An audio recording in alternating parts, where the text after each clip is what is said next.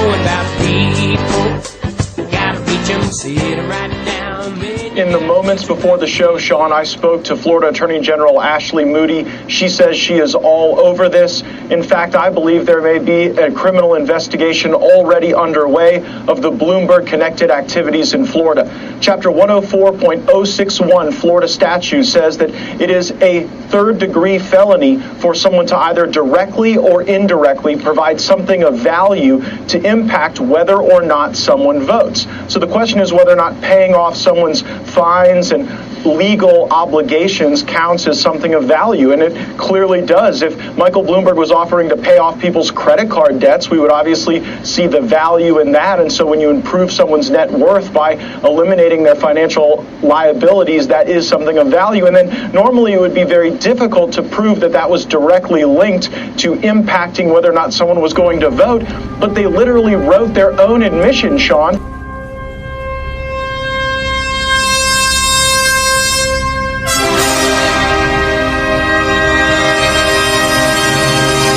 Get it off your chest?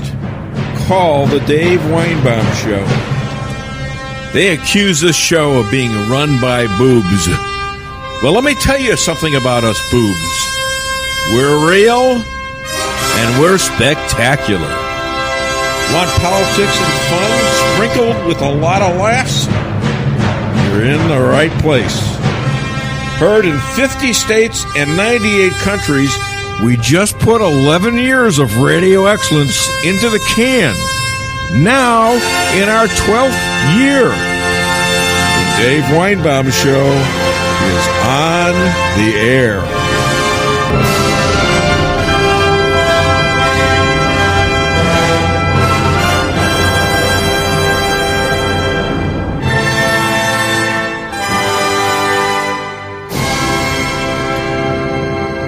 There's an awful lot of people out there screaming at President Trump to concede immediately as soon as there's a sniff in the fall air of the slightest rumor he might lose. Let me pose these questions. When have Obama, Mooch, the mainstream media, Hillary, Obama's DOJ, including the FBI, Obama's Intel, his State Department, his Pentagon, accepted Donald Trump as president? How many Democrats in Congress voted against Trump's impeachment hoax? Just a day or two ago, Nancy Pelosi was still calling for Trump's impeachment. What horrible high crime and or misdemeanor has he done now? Brace yourselves. Here it is. He is about to fulfill one of his duties according to the Constitution. Are you sitting down? Donald J. Trump is about to appoint another Supreme Court justice to replace iconic Judge Ruth Bader Ginsburg. There, I said it.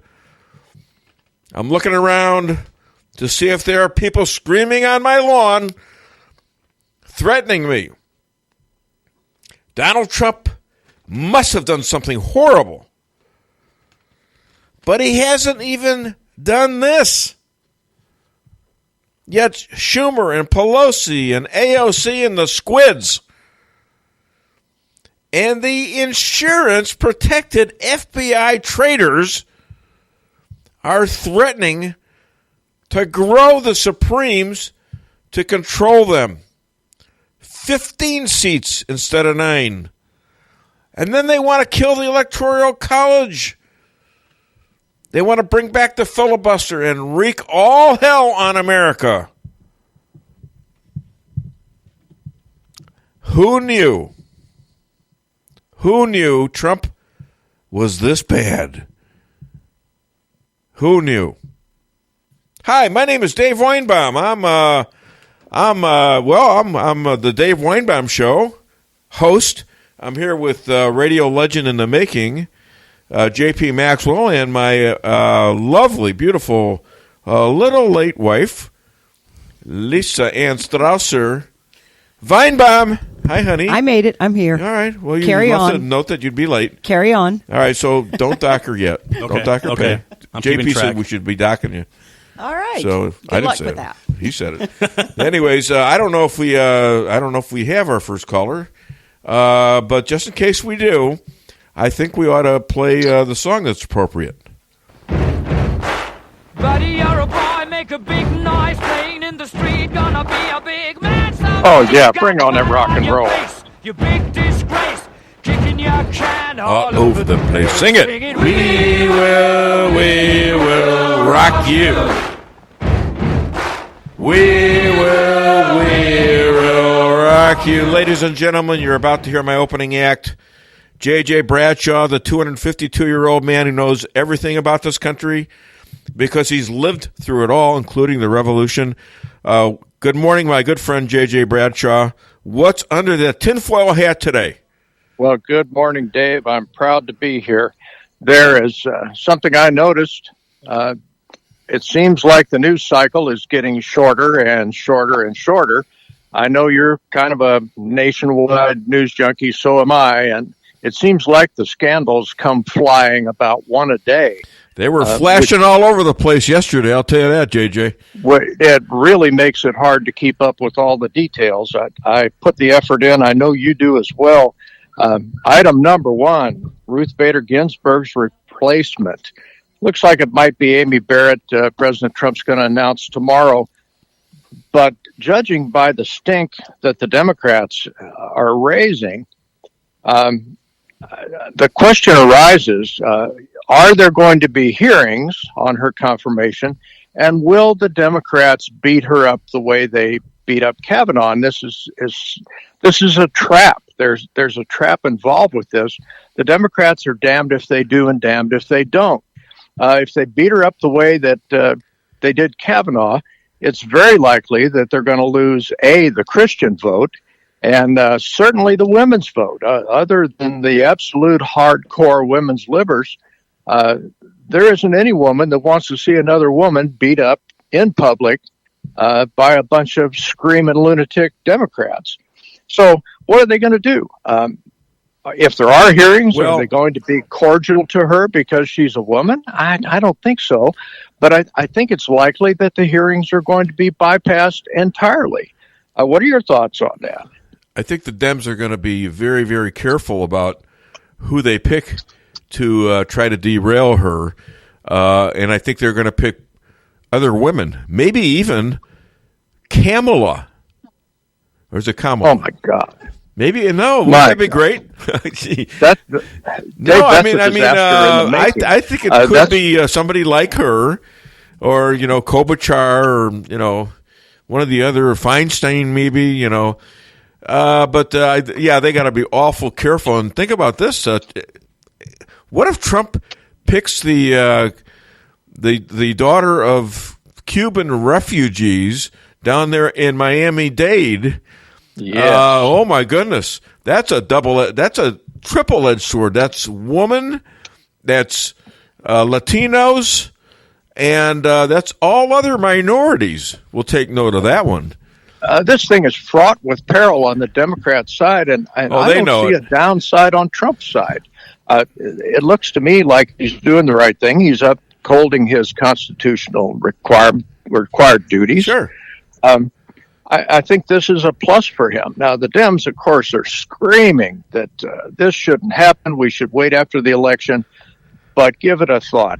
If the shoe was on the other foot, what would they do? I know. They would ram this thing down our throat so fast we wouldn't have time to gag on it. And everybody, including me, was saying when Obama appointed the liberal judge that he did just a couple of months outside of the election of 2016, when he was a lame duck president.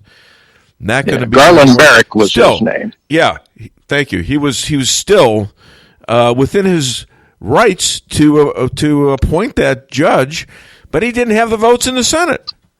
Yeah, he couldn't get it done. So he did it. So I mean, it's that's the thing. They all have double standards on this, and I think it's pretty well known by now that Americans got to put up with double talk by most politicians. It's just that the Democrats do it so often. I mean, how do they say? The double standard has existed for a very long time, but they used to try to hide it under congeniality and congressional cordiality. Well, they don't even bother to do that anymore. It's plain old bare hatred. There really is a lot of hatred going down. And this other thing about, I don't know if you're going to talk about it or not, this, Trump's not going to accept the election results. Well, guess what? The Democrats have still not accepted the election results from 4 years ago. Yeah, I mean, give me a break. They're still trying to get rid of him. And now they're getting scared, and you can see why with what happened yesterday. You know what that was? So much happened yesterday. Fill me in. Well, there was a report out that was released by Durham. First of all, that he is investigating the Clinton Foundation. Ooh, yes. Isn't that an old story that hasn't been touched? And how the Clinton was exonerated from that in the FBI. This is the same report, that 87-page report that came out of Homeland Security and I think the Finance Committee. Is that the same report we're talking about? It could be. I'm not sure exactly. I think it is. That's the same report that strongly suggested that Obama knew what was going on about Crossfire Hurricane. Obama knew about the corruption in the DOJ. And this, to me... Well, I think it also had a lot to do with the frauds that were committed by the Clinton Foundation. Remember, they gave 20% of our uranium to Russia, and then within a very short period of time, all of a sudden, Donald Trump was given speeches in Moscow for $500,000. No, that was Barack Obama. That was Bill Clinton. No, that was Bill Clinton. And there was huge contributions made by Russian oligarchs into where? The Hillary Clinton Foundation. Sounds like a quid pro quo to me. Hey, we pay you this much, we give you this much money for the foundation, and you get to give expensive speeches and get paid, and we get 20% of your uranium. Hell Does yeah. This sound like organized crime to you, Dave? Oh, well, yeah. Well, I mean, that's what government ought to stand. That's what they are. They're criminals, and they get to set the law so they get away with it. They control the media so they get away with it. Maybe this time it's not going to happen. That they could be prosecuted under. Now, who's got the kahunas to prosecute them? I don't know. Maybe there's small indications that this thing is about to erupt. They came out with a big deal about Hunter Biden. It goes a lot deeper than anyone thought. He got $3 million in cash from a Russian mayor's wife. Okay, he got millions and millions. We know about the millions and millions. I heard it's a $1.5 billion contract from the Chinese government to a firm owned by Hunter Biden. And then you got Burisma paying him millions of dollars out of Ukraine. I mean, and his daddy says, "I don't know anything about Hunter's." Well, dealings. I think he's being referred for criminal charges by Rand Paul, Senator Rand Paul. But the other thing that was striking was this released meeting notes, where this is before, I think it was January 10th. This is another meeting they had. These were the FBI guys talking, and they were talking about, are we crazy for doing this? You know, that was really trying to get rid of the president 10 days before the inauguration. Are we crazy? And some guy suggests, well, I think we ought to buy insurance. They went out and bought insurance. And this is not the struck page insurance they were talking about. They actually went out and bought policies in case they were caught. Well, that's right. That's called professional liability insurance. I carried it too. I was a registered engineer. I call it an admission of guilt as being a traitor. Well, I think they're covering their butts. But these were lower-level FBI agents who were looking at this thing and saying, this is all wrong, and we're complicit in it. Yeah. maybe we better get some professional liability insurance. That amazed me. Yeah, me too. Because if you're complicit in what clearly is a criminal activity, insurance isn't going to bail you out, pal. It's not going to help. That's for sure. All of this stuff coming together 39 days before the election. Wow. Like I said, this news cycle gets shorter and shorter. There's so much of this stuff being thrown at us. And people like you and me that are willing to dig and find the facts are saying, how could anybody vote for a corrupt Democrat at any level? How could you possibly do that? People will.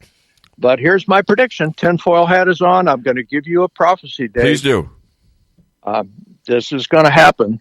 I think the in-person voting and the legitimate absentee voting is going to be so overwhelmingly Donald Trump and so overwhelmingly Republican at all levels that the likely fraudulent mail-in ballots, which we know the Dems are going to pack, they're going to pack the post office with fraudulent mail-in ballots. I think that it's going to be so overwhelming that within a few days, it's going to be determined that the mail-in ballots are statistically insignificant. They're already finding things like this. Okay, they're finding in a garbage can. They found votes for Trump from the Army mailed in. Those were okay, they're finding votes in the river in a ditch. I mean, it's unbelievable what they're finding. So you're absolutely correct, and it's not just you're finding the facts. You're willing to speak out about them. A lot of people know the facts, and they just can't bring themselves to speak about them. A lot of these people will vote for Trump, but they won't say they're voting for Trump. That's why the polls are suspect.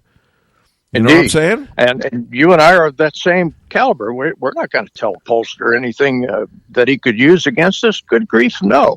But I think a silent majority are going to come out in force come November the 3rd. I think the media and the Democrats are going to be stunned. I think they will be speechless for a change. I don't think so. And I'll tell you why. You know, Comey's out there with his second book. He's going on another book tour. And he's supposed to be in Congress in a couple of days to testify before Lindsey Graham and his committee. And McCabe has a book or two out. They're working for CNN.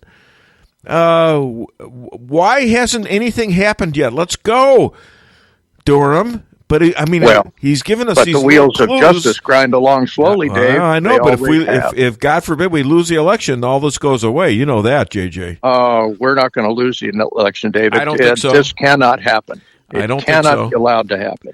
I don't think so. But anyways, my friend, thank you so much. What a great revelation you are. And speaking of revelations, guess who walked in the door? The official pastor to the Dave Weinbaum Show, Pastor Pat. Hi, Pastor Pat. How you doing? Oh, just great, Dave. Good. All right, Dave. I'll be listening. And it's somehow she's got my producer knows Pastor Pat. How do you know her? I've known her for a while. Oh, sorry about that, JJ. I didn't mean for you to go away and me not say goodbye. Goodbye, JJ. Thanks for everything. By the way, that was a great interview, I thought. And JJ is always great. And Pastor Pat is going to be here to surprise my next interviewee, which is Rabbi Moshe Rothchild, calling all the way from Ephrat, Israel. And actually, Pastor Pat is the reason that I met Rabbi Moshe, because you want to tell the story? You got to do it in the microphone. Oh, okay. Tell them about your invitation to me and that day, and well, we didn't speak close to the mic now. We didn't really know each other that much at that time.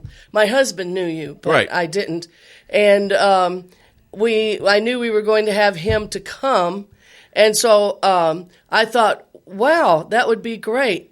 I'm going to call Dave, and I felt like the how I say it, the Lord told me to call you. Really? Is that how you knew it? Yes. I was wondering because I hardly know you. Yeah. You know, I mean, I know Jim because he did all my refrigeration work. Right. You know. So I just felt that the Lord wanted me to call you, so I did. And what was my response initially?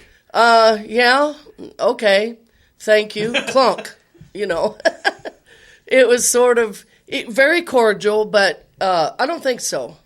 Yeah, I kind of said I'll think about it. Yeah, You know what I was thinking. Yeah. So what'd you do? Well, the Lord said, call him back. He doesn't understand what you're doing there. Right. So I called you back and said, hey, I just want to let you know that there will be no pressure. With you coming, there'll be no pressure. People will not pressure you about salvation. People will not talk to you. This is strictly coming to be with another Orthodox Jew. So you said... Of course, you're using the word Orthodox. You're referring to me, and that's not quite the truth. Well... I know you don't know, but no, I'm a... I love it. I love the religion. I'm just not a real Jew in the sense that obedient Jew. Yeah, well. But here, let me take it from here. Is that okay? So I'm still a little nervous about this. I show up, and Pastor Pat's church, the Light and Life, right? Did I say that right? Light and Life, City of Light and Life. And so Rabbi Moshe was a little late. I'm still pretty suspicious. So finally he shows up, and Pastor Pat introduces us, and we start talking. And in 3 minutes, we insulted each other 6 times, and we were both laughing. And I knew he was a legitimate Jewish rabbi, and he's been on my show now for 11 years. He's come back. He stayed at my house. We've given speeches at your church. He gives speeches all over the country. We actually went down to Tulsa, all of us together, and gave a speech before a lot of evangelists. That was very interesting for me because I didn't know what the hell to say, quite frankly.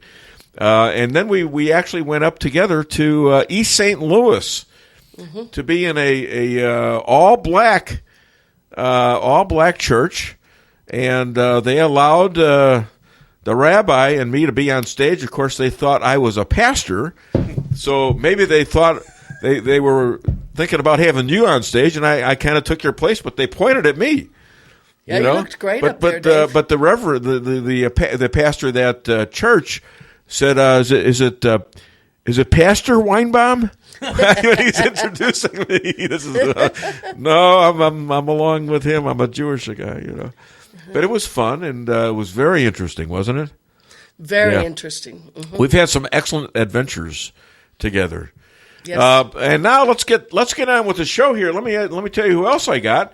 I got Rabbi Moshe calling up, and he'll be shocked because I didn't tell him. I didn't even tell. Did you have any idea? So I haven't surprised her son. I told my wife this morning, and my wife is over here busily doing stuff because she's late. Yeah, I know. No, do it in the microphone if you're going to make fun of me. I'm busy. I don't have time. I walk in the kitchen this morning, and she makes me this great sandwich every week, which is a lox and everything bagel toasted with cream cheese and sautéed onions and extra poppy seeds. And tomatoes grown from our own garden. And she says, "Oh my gosh, I made it upside down." So I said to her, "Does that mean I have to stand on my head to eat this thing?" True story. Is that wrong? Hopefully she said no, right? Huh? Hopefully the answer was no to that. Well, yeah. she grumbled a little bit, and that was about it. She hadn't had her second cup of coffee. That's right. So Not enough coffee she's yet. very agitated most of the time. Well, that's why she made it upside down. I'm sure that would be her excuse. But then we've got Cheryl Chumley coming on, and I think Cheryl Chumley, the online editor to the Washington Times, and a Novak Fellow Award winner. I think she's like in a bicycle gang or something, a bike gang, a motorbike. And I think there's something about she's going to tour the country with the Hells Angels. I don't know what's going on with her.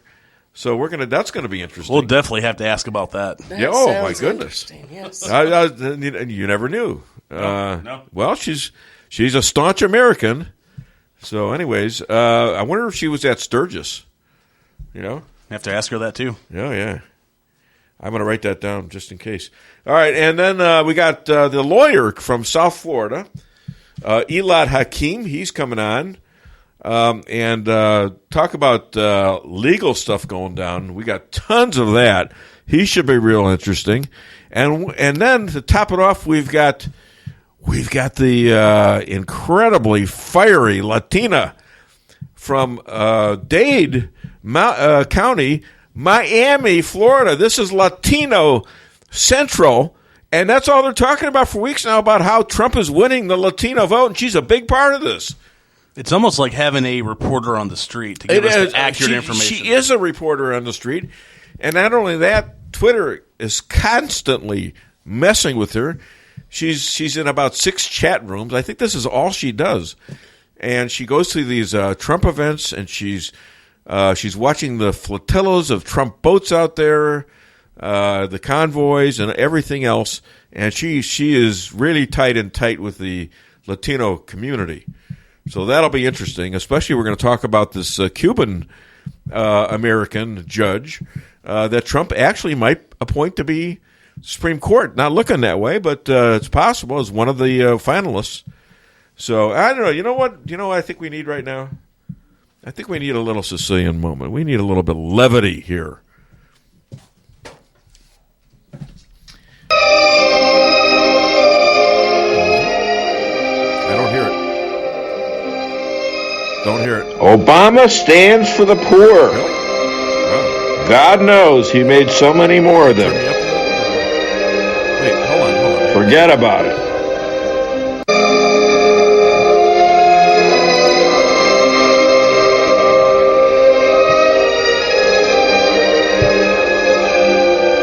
Okay, play it one more time.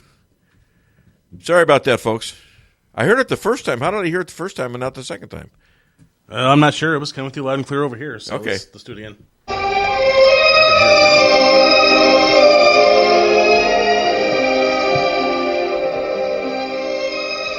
Obama stands for the poor. God knows he made so many more of them. Forget about it. Yeah, that's Obama. Boy, he was really good at some stuff. He made a lot of poor people. And if Biden gets elected, he's going to top him out. Because we're going to be like Cuba. You know, that's his ideal. We're going to be socialists. And they wonder why they don't have the Latino vote. You know? Go figure. Yeah, forget about it. Yeah, that's crazy.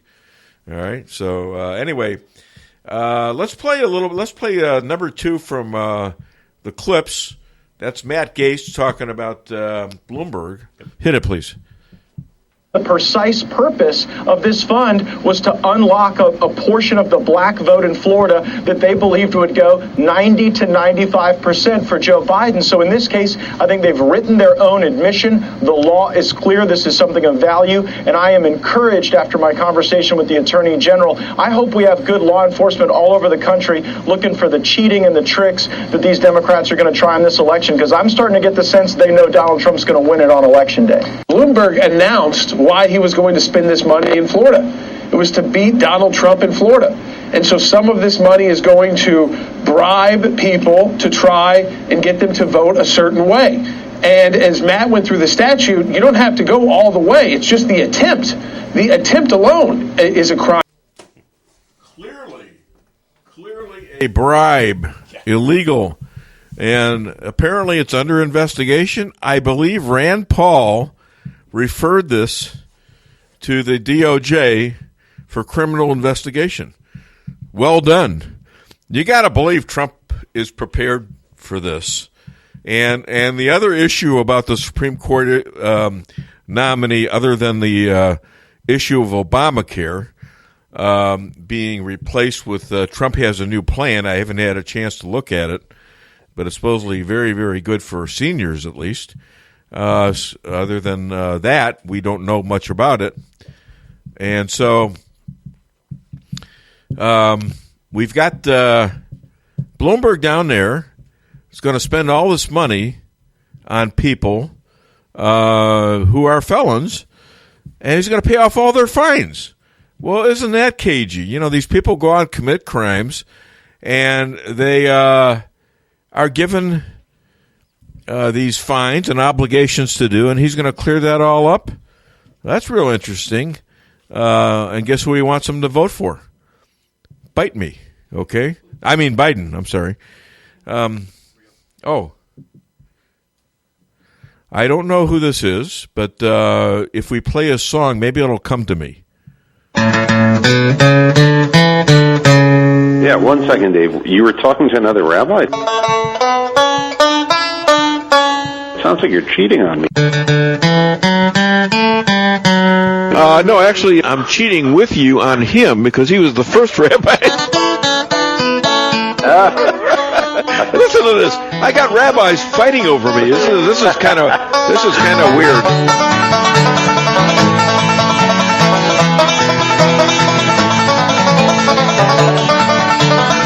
Ladies and gentlemen, the second most powerful person in Israel and his own home, according to his wife Yonit, he's aligned Christians and Jews and blacks all over the world. Now he's the baker of challah bread for his family. He is the official rabbi to Missouri and the Dave Weinbaum Show. Please welcome Rabbi Moshe Rothchild.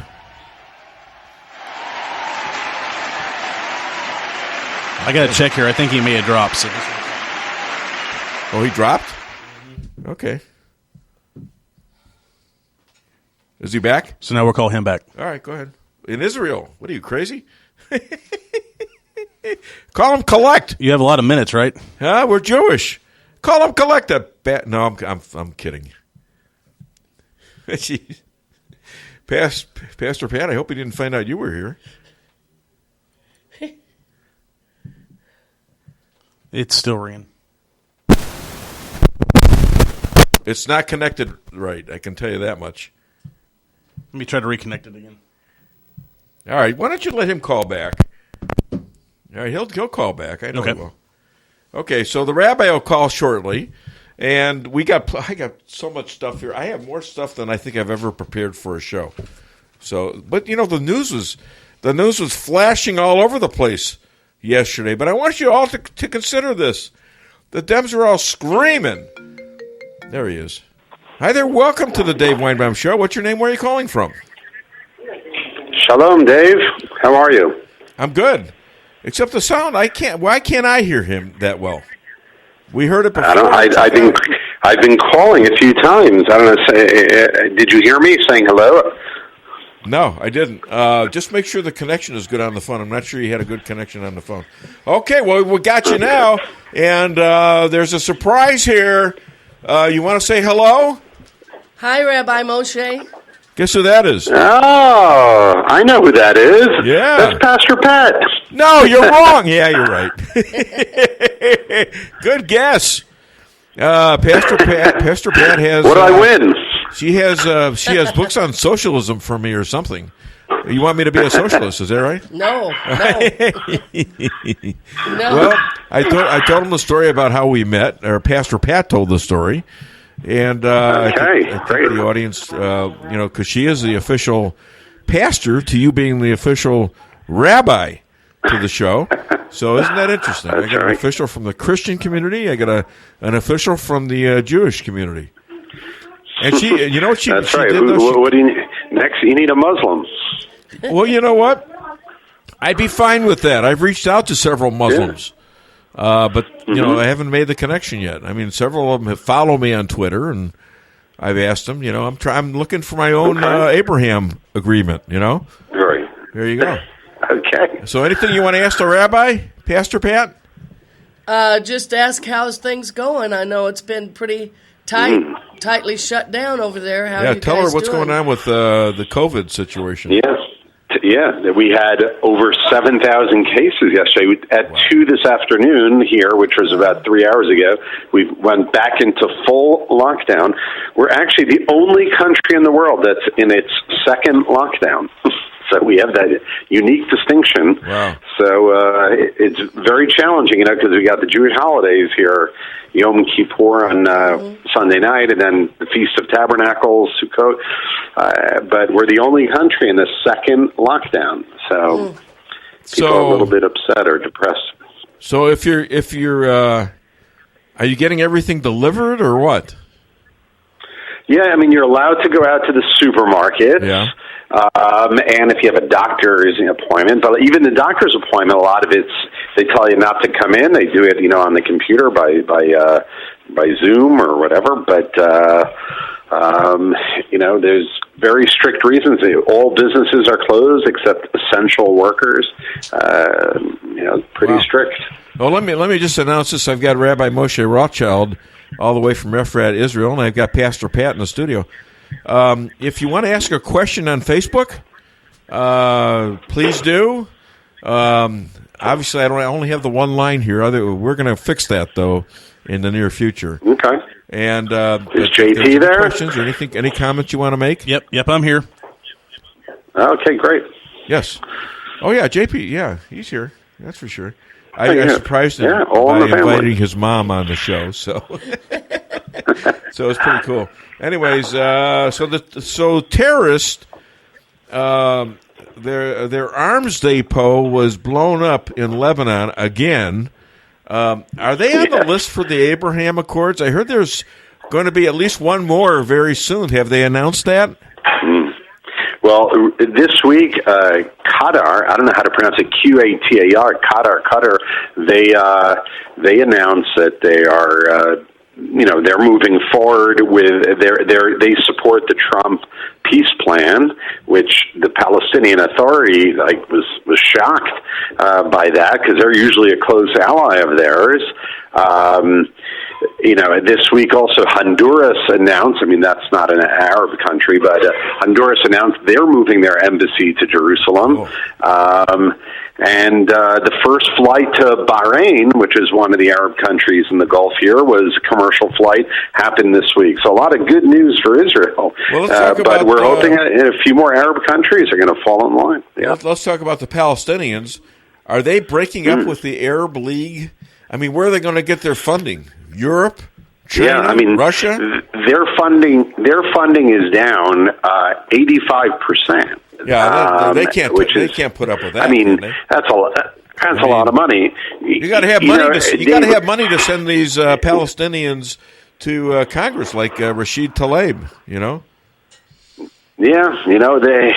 the pendulum is swinging the other way now. It's like if everyone was saying the Palestinian situation had to be resolved, and then we'll have peace with the other Arab nations. What's happening is all the Arab nations were actually making peace with them first, and that no one thought was possible. And what's happening is that the Palestinians, they don't know where to turn. They're losing money.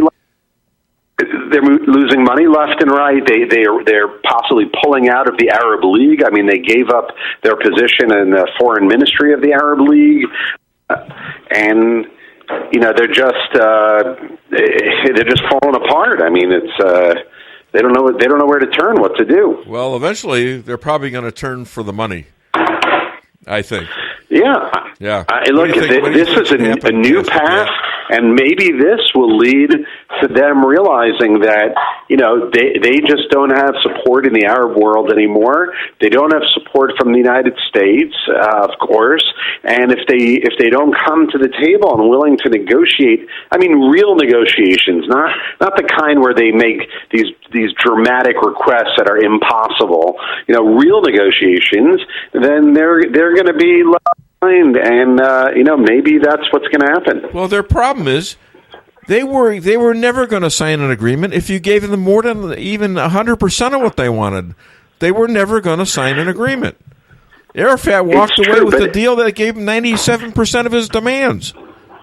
Didn't he? 100%. you're right that it's a little different at it. Imagine, using an analogy, a little guy with a bunch of big guys standing behind him. That little guy is willing to say whatever. Right. But when those big guys are not standing behind him anymore, that little guy is not as confident and not willing to make all kinds of statements and demands. What's happening is the Palestinian, who was the little guy, all the Arab nations are there. They're walking away. Yeah. And so, they might change their tune. You never know. I mean, isn't this interesting? Isn't this ironic that the Obama administration said that without a Palestinian peace, there will be no peace with the Arab states, and because he chose Iran, and Iran turned sour on everybody, and determined that they are eventually going to use this money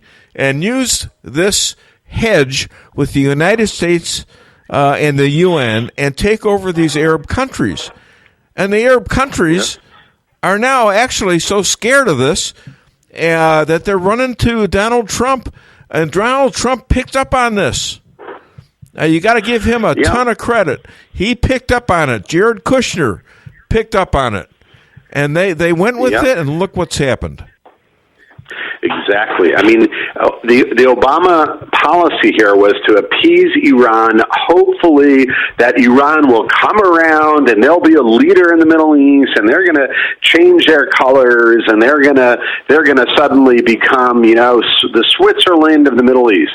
This incredibly naive policy that just fell on its face. All the Arab nations here didn't trust the Obama administration because of the fact that he was cozying up to Iran and not and signing a deal that showed weakness and getting rid of the sanctions and so on and so forth.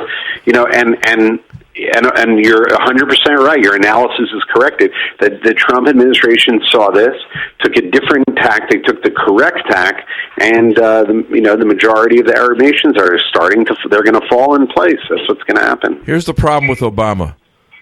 He was very clever and so self-admiring, but he was stupid. Clever and stupid. I realize that's an oxymoron maybe, but I can see that. He was clever. He got himself elected. He went with the race pimping for a while, and it didn't work. I mean, he went steadily down. Should have never won the second election. Thank you, Mitt Romney. And and he lost a ton of state governments all over the country. Right. So, what I would say also, David, is I would use the word arrogant. He was so sure that he could convince anyone, that they should follow his lead, and the way he did that was, showing weakness and kneeling down to some of these Arab leaders and so on and so forth. And he was so overconfident and arrogant in his charisma and his ability to communicate. He thought that everyone would just come over to his way of seeing things, and sure. that's often the downfall of people that can be clever. They think they're always the smartest guy in the room, and whatever they say, win every argument is and going to be always convince you. Yeah.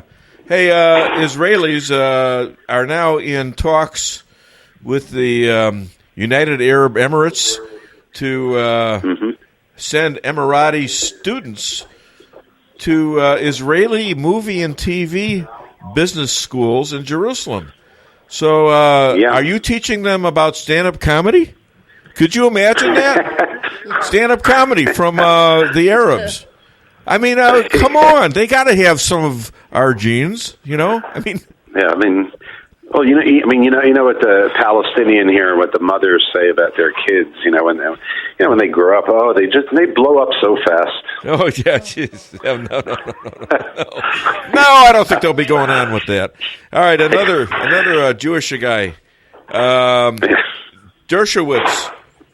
Moderate Dems don't have the guts to stand up to anti-Semitism says Dershowitz, the moderate Democrat.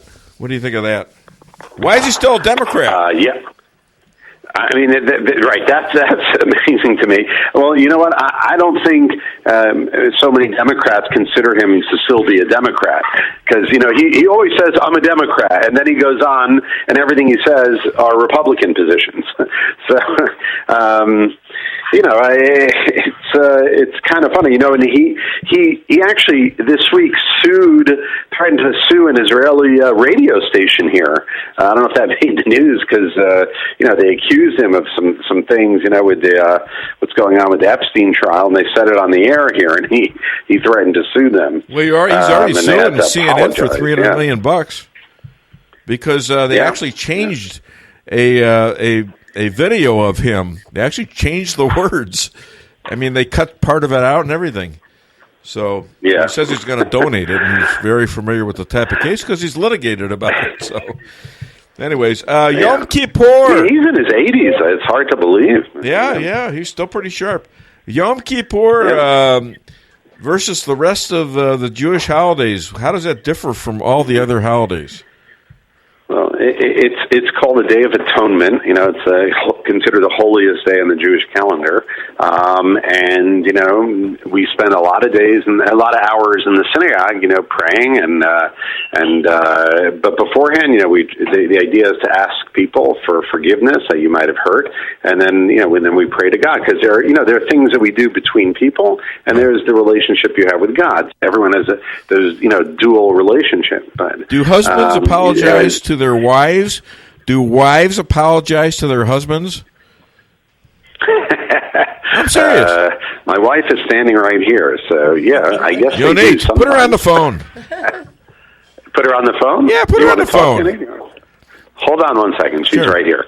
He wants to know if wives apologize to their husbands. Well, she understands English. Is that what you want to know? Yeah, Yonit, how are you, first of all? Good, thanks. How are you? I'm good. I'm here with Lisa my lovely bride, Lisa Strauss-Weinbaum, and Pastor Pat, and her son, J.P. Maxwell. Hey, Pastor Pat. So this is Yonit, the rabbi's wife, who is probably the smart one in the family, from what I gather. For sure. So anyways, I need to know, on Yom Kippur, does the wife apologize to the husband? Does the husband apologize to the wife? I don't know. Well, the husband is usually smart enough to apologize to the wife first, and then it naturally follows that the wife will apologize. What if you say, in case she might have done, which she probably didn't, but in case she may have done anything wrong. Is that just to keep the peace then, right? That's just to keep the peace? I think I lost her. That is... There she is. That is... No, I'm still here. I hear you. Okay. But the idea is actually, I don't know if Moshe was telling you already, that God can only forgive you for the things that you've done against God, but in order to get forgiveness for things you've done against another person, you need to ask that person. So it's a really beautiful idea. Okay, so if I'm a bad Jew and I don't obey all the laws, I pray to God. That has nothing to do with me. Huh? We don't judge that here, and I'm sure you're an awesome Jew. Well, no, I get a feeling that if I don't keep kosher and the Sabbath and all that I'm not a good Jew, that I'm constantly begging God to forgive me because it's not likely to change. So I'm probably going to that bad place. Well, I think this is a much longer conversation, Dave. You're welcome to come over here and we could talk about it. But well, let me.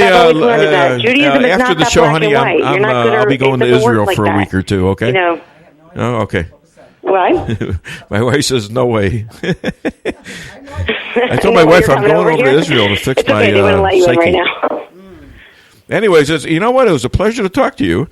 Maybe we ought to do this more often. Moshe back on. I'm done with him. No, go ahead. I'll put him back on. Okay. Thanks. Okay, how was that? I mean, finally, some intelligence in this family. Wow. That's amazing. It's a breath of fresh air. What can I tell you? Oh, that's wrong. I apologize. No, I shouldn't have said that. I just, every once in a while, I'll tell the truth. Did you just put the crickets on? Maybe. If I could hear you, I'd stomp on you, but I can't, and my legs don't reach that long anyways. Okay, Rabbi, other than DaveWeinbaum.net, where can people find and hire you to make challah bread?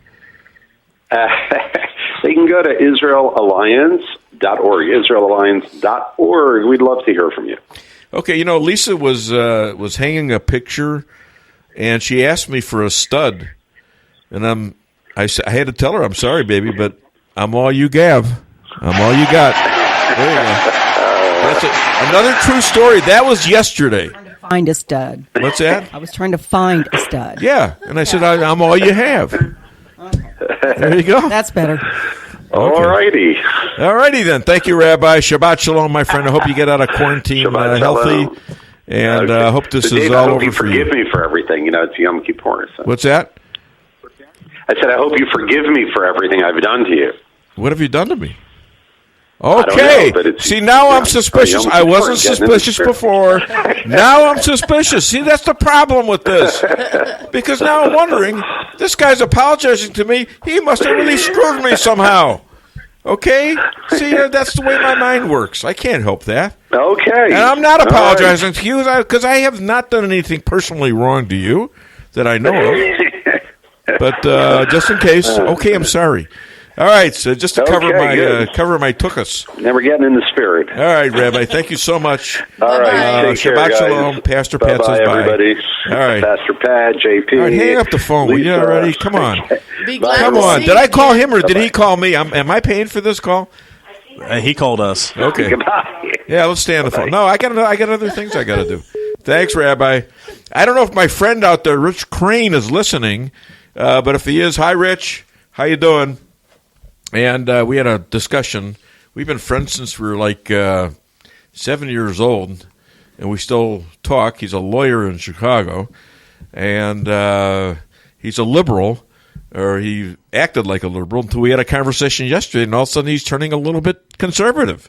Oh, he thinks I'm turning liberal. That's a true conversion right there. Yeah, he thinks I'm turning liberal with the stuff I said, but I says, I've always talked this way. You just didn't listen to me before. He says that you're turning liberal? Yeah, a little bit. I don't think he listened then. Well, there's no way. He told me he was going to listen, but you never know with him. Anyway, let's talk. Let's do another couple of clips because I want to get into this Breonna Taylor situation. So let's do 3 and 4, I think it is. Okay, here we go. Well, 3 and 4. And as failed presidential candidate Amy Klobuchar accidentally tweeted, quote, "The people pick the president. The president nominates the justice.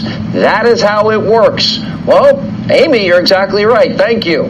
And when the same party controls both the White House and the Senate, the approval rate is exceptionally high. 17 out of 19 past nominations have been confirmed in that scenario. Now, there's little that Democrats can do other than make threat after threat after threat, but these threats are scary and they're real. When you think about their psychotic rage, their hysteria, just when you think it couldn't get any worse, think again. Today, a very unhinged Speaker of the House, in name only, Nancy Pelosi, claiming that she could impeach this president every single day of the week. Wow, that's going to be so good for our country, don't you think? Take a look. What is your power to do this? I get the election, but you can get up more, you can speak out more, you can do more impeachments, things like that. Do you have enough power? Well, we can impeach him every day of the week for anything he does. Right after that, don't play the second one. Play the Pelosi thing. Okay. This is the Pelosi bit, and does she not fit this? When you hear it, let me know. Phone number 573-364-4433. And no. See there, I did it. This is Nancy Pelosi.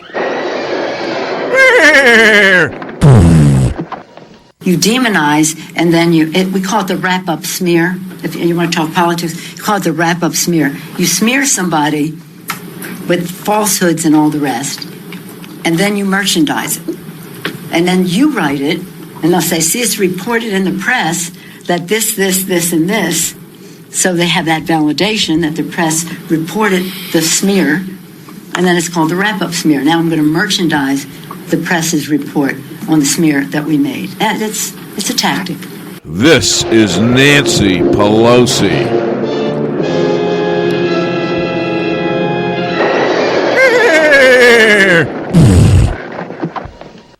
There you go. That's evil. That's evil. That's pure, utter evil. All right, now, you know what I want to do? I want to skip to the Brianna case. If you can do 5 and 6. Yeah. In March, 3 Louisville police officers served a search warrant at the apartment of a woman called Breonna Taylor. They knocked outside. They announced they were from the police department, and then they entered the apartment. Once they did, a man called Kenneth Walker opened fire on them. Walker was Breonna Taylor's boyfriend. He was also supposedly a drug dealer. That's one of the reasons the police were there. Walker admits that he fired first and that he shot a police officer. In response, the cops fired back. By the time Kenneth Walker surrendered, Breonna Taylor, who was in another room in the apartment, had been fatally wounded. Those are the facts of the case. It's a very sad story. Nobody disputes that. Awful things sometimes happen, despite the best efforts of everyone involved to prevent them from happening. That's the truth. But the truth was not enough for BLM. BLM seeks political power. It's a political organization. In order to get that power, they need to keep America angry and divided, Americans divided against each other. So BLM lied about how Breonna Taylor died. BLM activists claim that Louisville police broke into Taylor's apartment without warning. They claim cops used a so-called no-knock warrant to surprise Taylor while she was sleeping, and then they shot her. They described her killing as a murder, yet another horrifying example of systemic racist violence against African Americans by the police. That's what they said. It was a lie. But because BLM said it, virtually no one challenged their version of it. And many responded to that version. This summer, Louisville City Council unanimously passed something called Breonna's Law. It banned no-knock raids. In Washington, Kentucky Senator Rand Paul introduced the so-called Justice for Breonna Taylor Act. That would ban federal no-knock warrants. All of those responses were based on a story that at its most basic level was not true. This summer, a tenant in Breonna Taylor's apartment complex told the New York Times he heard police officers shout "police" and then knock 3 times before they entered her apartment. All right, here's my problem with this. Something went wrong. The cops were given a no-knock order. In fact, why don't you play the final thing on that, because that explains it. That's number... yeah, I think so. Today, the Attorney General of Kentucky, Daniel Cameron, confirmed that it's true. There is, he said, uncontested evidence from an independent citizen witness that despite what BLM has claimed for half a year, police were not, in fact, executing a no-knock warrant on Breonna Taylor's apartment. Watch. Evidence shows that officers both knocked and announced their presence at the apartment. The officers' statements about their announcement are corroborated by an independent witness who was near in proximity to apartment 4. In other words, the warrant was not served as a no-knock warrant. So there you have it. The facts of the case, and we've seen this before, are not what we were told they were, because real life is always more complicated than political propaganda. There is no evidence of any kind that Breonna Taylor was murdered because she was black.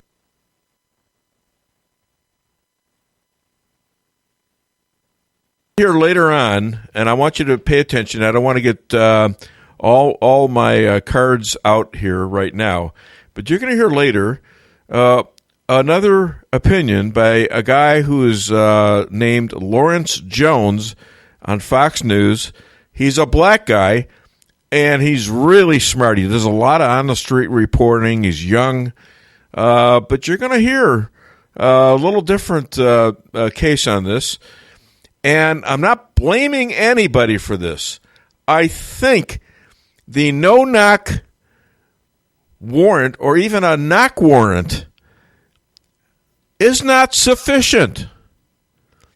Anybody can say they didn't hear it and start shooting, and maybe, just maybe, somebody had earplugs in their head. They were listening to music. I'm not saying he did. I'm not saying... But somebody hearing it down the hall isn't the same as hearing it in the apartment. Who knows what the hell was going on in the apartment? Okay? It's a very, very precarious and dangerous situation that should not be used, especially when you have innocent people like Breonna Taylor. And to my knowledge, she's innocent. Okay, she's going out with a boyfriend. The boyfriend's a drug dealer. But she doesn't have a record. So you got to assume the best, not the worst. Was she in cahoots with him? I don't know. But she's dead. Okay, and you have to wonder about that particular situation. If you are at home alone, do you necessarily open the door if all of a sudden the cops are at the door and say, it's the police? And speaking of the police, let's talk about this woman. She is a patriotic woman, and we need her song now. We are the champions, my friends. We'll keep on fighting to the end. We are the champions. We are the champions. I didn't hear you singing, Cheryl. That's all right. Okay. Nope. I was singing today. Okay. Sorry. Well, there's other stuff you're doing. I'm going to talk to you about that in a minute. I was shocked when I saw this. Washington Times online editor, speaker, author, Novak journalism fellow, media goddess to the Dave Weinbaum Show.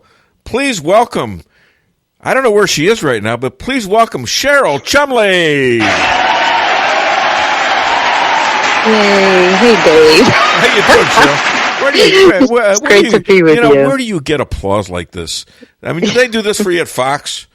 No, gosh, of course no. Not. Of course No, not. only you, Dave. No, only well, you. it's true. No, I really respect and admire the people who are willing to go through with this interview from a person that was never educated in this. So I am thankful for that. Anyways, did I read this right? You're biking with a group who's going to tour 14 states. Is that true? Well, not a group. I am the group. I'm biking through 14 states in 14 days to talk to voters in localities around the nation about issues of importance to them. And I'm riding my motorcycle. My husband is following in a truck in case of bad weather, and I have to load up the bike. But that's the group. Me and my husband. You and your husband. That's the group. Shooting video. Yep. So what's your biker name? Just I don't have a biker name. You could just call me Cheryl. What about your motorcycle? Do you have a name for your motorcycle? No. You don't even call it like the big hog or the little hog? I'm just wondering. Yeah. So you are doing this. It's a Yamaha 650 V-Star Classic. So. All righty. Well, I didn't know this about you. That's a whole different thing. Yeah. So what's your goal? What's my goal? Yeah. Well, I want to find out from voters what they say. I know what the pollsters say. I know what the pundits say. And I know what, all the insiders in D.C. say about this election. But I want to hear from the regular people. And I can tell you in some of my pre-interviews, it's vastly different from what the pollsters say. Give me an example.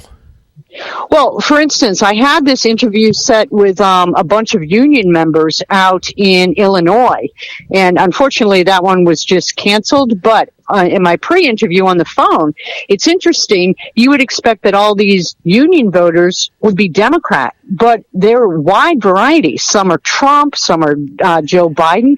But the one thing that the guy told me is that they're all very disappointed in how both parties are representing the average workforce in America. So, just because they're union members doesn't mean they're all for Joe Biden. Are they openly for Trump, or is it kind of like a secret? They're keeping it away from their bosses. Well, I think it's one of those secrets that is a little bit disguised. I think it's one of those quiet Trump voters that we hear about in America, the silent majority. Well, speaking of another silent Trump voter, it was pointed out that Senate Minority Leader Chuck Schumer, and I'm sure he's a Trump supporter deep down, was speaking, and the only person next to him was AOC. I mean, it's incredible. Has she become the real House Speaker? Why would he have a freshman congresswoman, a representative, and even not a senator, to represent the House and not the Speaker of the House? What's going on? Yeah, it's funny, isn't it? Because if you go back in time a couple years, Tom Perez, the leader of the DNC, said that the new face of the Democratic Party was Alexandria Ocasio-Cortez. And now, my oh my, how true that has borne out. Oh boy. Because now you have the socialist in Congress taking up a more leadership role than the House Minority Leader. And what's really interesting, what's really galling about this recent press conference that you're referencing is that Chuck Schumer, as head of the Senate for the Democrat Party, he's right in speaking out about the confirmation of judges. But what does a House member have to do with that? Confirming U.S. Supreme Court judges it's a partnership between the president and the Senate. The House has absolutely nothing to do with the nomination or confirmation process. And yet Nancy Pelosi recently said, yeah, we're going to impeach him for this too. And then I guess she took it back yesterday. But yeah, we're going to impeach him for what? Doing his job? That's crazy. All right. Let's go on another subject here. Did Netflix get the message on their disgraceful Cuties child porn show? How could they be this insane, this clueless? Yeah, this is disgusting, this show that they have, Cuties. And, I haven't seen anything except the trailer, which was bad enough, but I've heard other people describe what they have actually seen. They've actually watched some of the shows, and it's way worse than the trailer. This is child porn. It's an embrace of pedophilia. And what's interesting is that there have been tens of thousands of Netflix subscribers who have canceled specifically because of this Cuties show, and there have been several petitions that have gained thousands of signatures demanding Netflix cancel this show, and yet Netflix still stands by this show. So this is how entrenched in the minds of far leftists the idea of sex with children or, sexualizing children, the idea that that's okay. On another subject, at Louisville, the Breonna Taylor situation. I don't know what you think about that, but they had this U-Haul truck out there, and they had all sorts of stuff in there, organized shields and who knows, probably weapons, and all the people that were protesting and or rioting came in and collected this stuff. Well, somebody's paying for the U-Haul truck. Somebody's paying for the stuff they were getting. Who's giving these? Who's funding this? Is it the stuff? Is it just Soros? Is it Democratic Party? Is it China, Russia? China, Russia. I haven't actually traced the funding of the supplies that go to some of these protest areas, for lack of a better term. But other people have, and other people have tied George Soros, PACs and organizations to direct and indirect funding of this. And I do know that George Soros is guilty, I guess, is the word I would choose, in funding local prosecutors' races, local district attorneys, local Commonwealth attorneys' offices, the people in local communities who actually have the influence on deciding who to prosecute, who not to prosecute. So in other words, if you have Black Lives Matter protesters, thugs tearing apart your community, and police do actually get to do their jobs and arrest them, then these local prosecutors and DAs have the power to decide, are we going to go forward with the prosecution, or are we going to turn a blind eye and just do a wrist slap? So this is where George Soros' money has gone in recent times, and this is a real danger across America, not just in the area that we're speaking of now, not just in Louisville, but in other cities and communities around the nation. Do you think the bar DOJ is investigating this via Durham? I do think that, it's part and parcel of the investigation. I don't think it's their focal point, but I do think that, this Department of Justice under Barr is doing an excellent job of rooting out some of the far leftist, Marxist type influences that have been seeping into America's political system and culture in recent years. Now, I want you to verify this, but according to the CDC, there are not 200,000 deaths due to COVID-19. And they're saying that 94% of these deaths were connected to some other ailment, diabetes, old age, whatever. Only 6% were COVID-19 exclusive. Is this true? Yeah, isn't that interesting that the CDC puts that out? Basically an astonishing admission of what we've been discussing, Dave, on your show for months now, that being the skewing of COVID-19 numbers, both the fatalities and the actual positives from test kits. And some of the things that we now know about the COVID reporting is that, first off, the test kits are faulty. They're not fully reliable. Second off, hospitals have been incentivized to inflate their coronavirus treatment numbers because Congress gives them stimulus dollars for COVID cases, and at the same time, governors in recent months have clamped down on hospitals' abilities to do elective surgeries. So they have to get their money from somewhere. And then third, you have the whole political movement that's taken place in this COVID mess, with Democrats just jumping on board to try and make Trump look as inept as possible on dealing with this virus going into the elections. And so now we have the CDC actually admitting some of the things that we've all been talking about for months, and actually in some cases have proven for months, and now we have the federal agency actually coming out and admitting it. So it's yet another check mark in the whole question mark called COVID-19. Wow. I mean, that's an incredible thing. You were talking about 12,000 deaths versus 200,000, 6%, right? And for that, we locked down a nation. And for that, we're using the same type of arguments to, heading into the fall season, that Democrats are trying to lock down the nation again. Yep. So it's just one big deception after another. And they have locked it down where they can. Yes. And they're blaming it on Trump. Oh, Trump is responsible for 200,000 American deaths. That's what they're saying. All right, so I realize this next question is a little premature because you're doing the scut work right now on your Yamaha, going to different places and interviewing different people. But Trump is ahead by 4 now in Florida, 1 in Arizona, seems to be picking up on all swing states. Do you have a premature prediction on who's going to win right now? In November? I say Trump. I mean, geez, just look at the energy that he gathers on his campaign stops.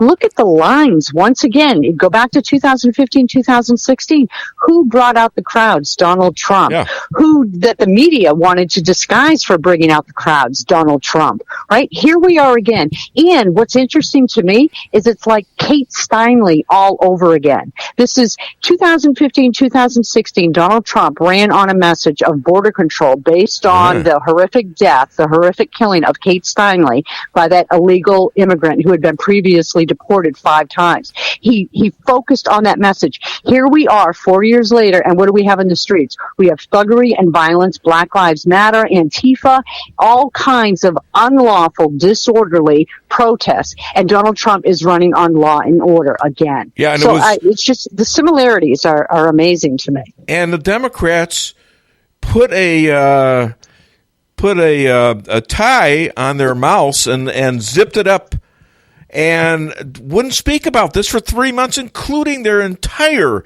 national convention, the riots. I mean, Barack Obama called it protesters, legal protesters who were mothers and children. And Trump was sending out his stormtroopers, My goodness. I mean, America, they have to be resonating in what happened with that. Now, all of a sudden, they saw the polls, and they're blaming the violence on Trump still. but they have no credibility.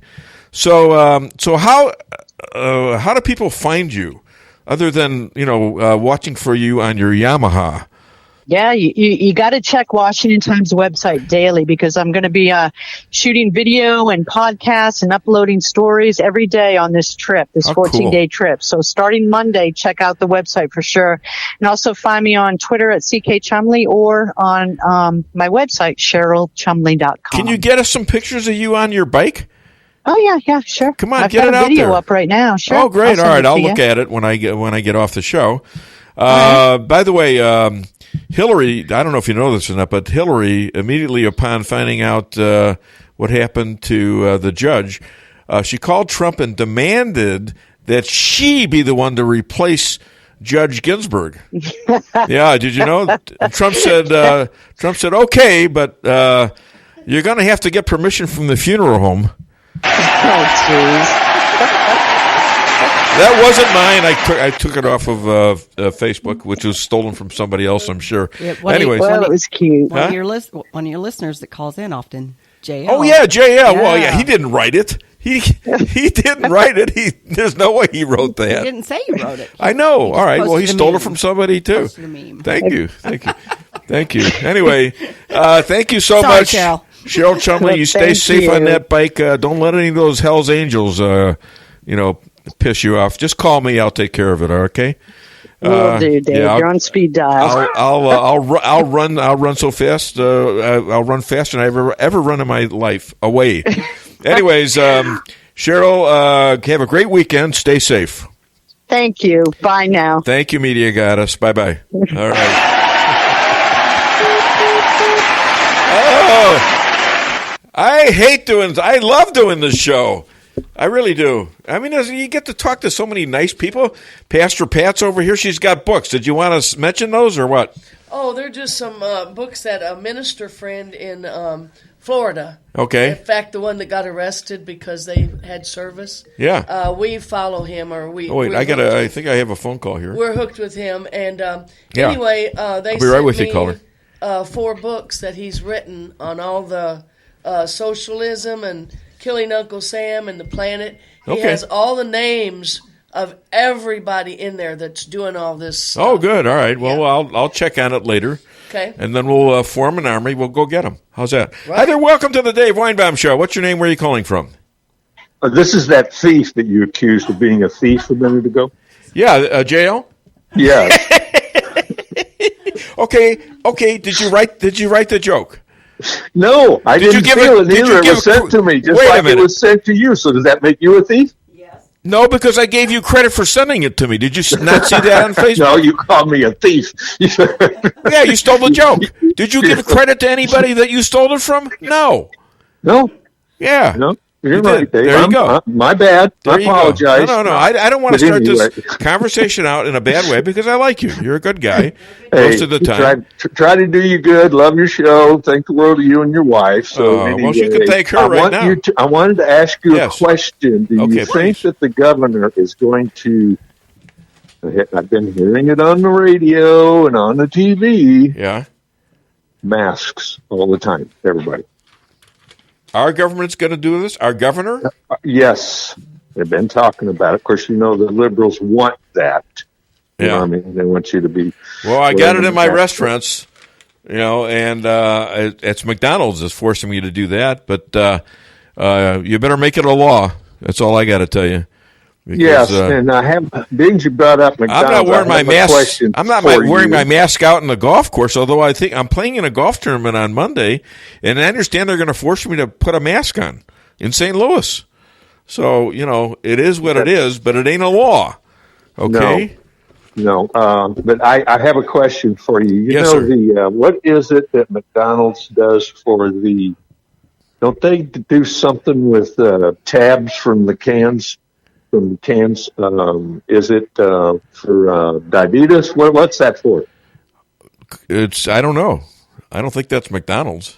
It's Ronald McDonald's house. Okay. But I can't. But anyway, I've been saving those tabs for years for them, and I don't know where to take them anymore. I used to take them to the VFW in Rolla, but I live in St. James now. Gee, I don't know. I mean, I could tell you where to put them, but it wouldn't be nice. Well, that's wrong. I apologize for that. That's wrong. Isn't it, Pastor Pat? Do you forgive me? I was wrong. I'm sorry. You're making an ass of yourself. There you go. All right, you got a little funny one for me? Anything else you want to talk to me about? Well, real quick, I know you want me off the phone, but I had a friend of mine. No, it's not that. Don't say that. He's so smart. He said the only food that will make you cry is onions. The only what? Food that will make you cry is onions. Okay. Yeah. So I hit him in the head with a coconut. Oh, well, talking about food, as long as you're talking about food, that was good.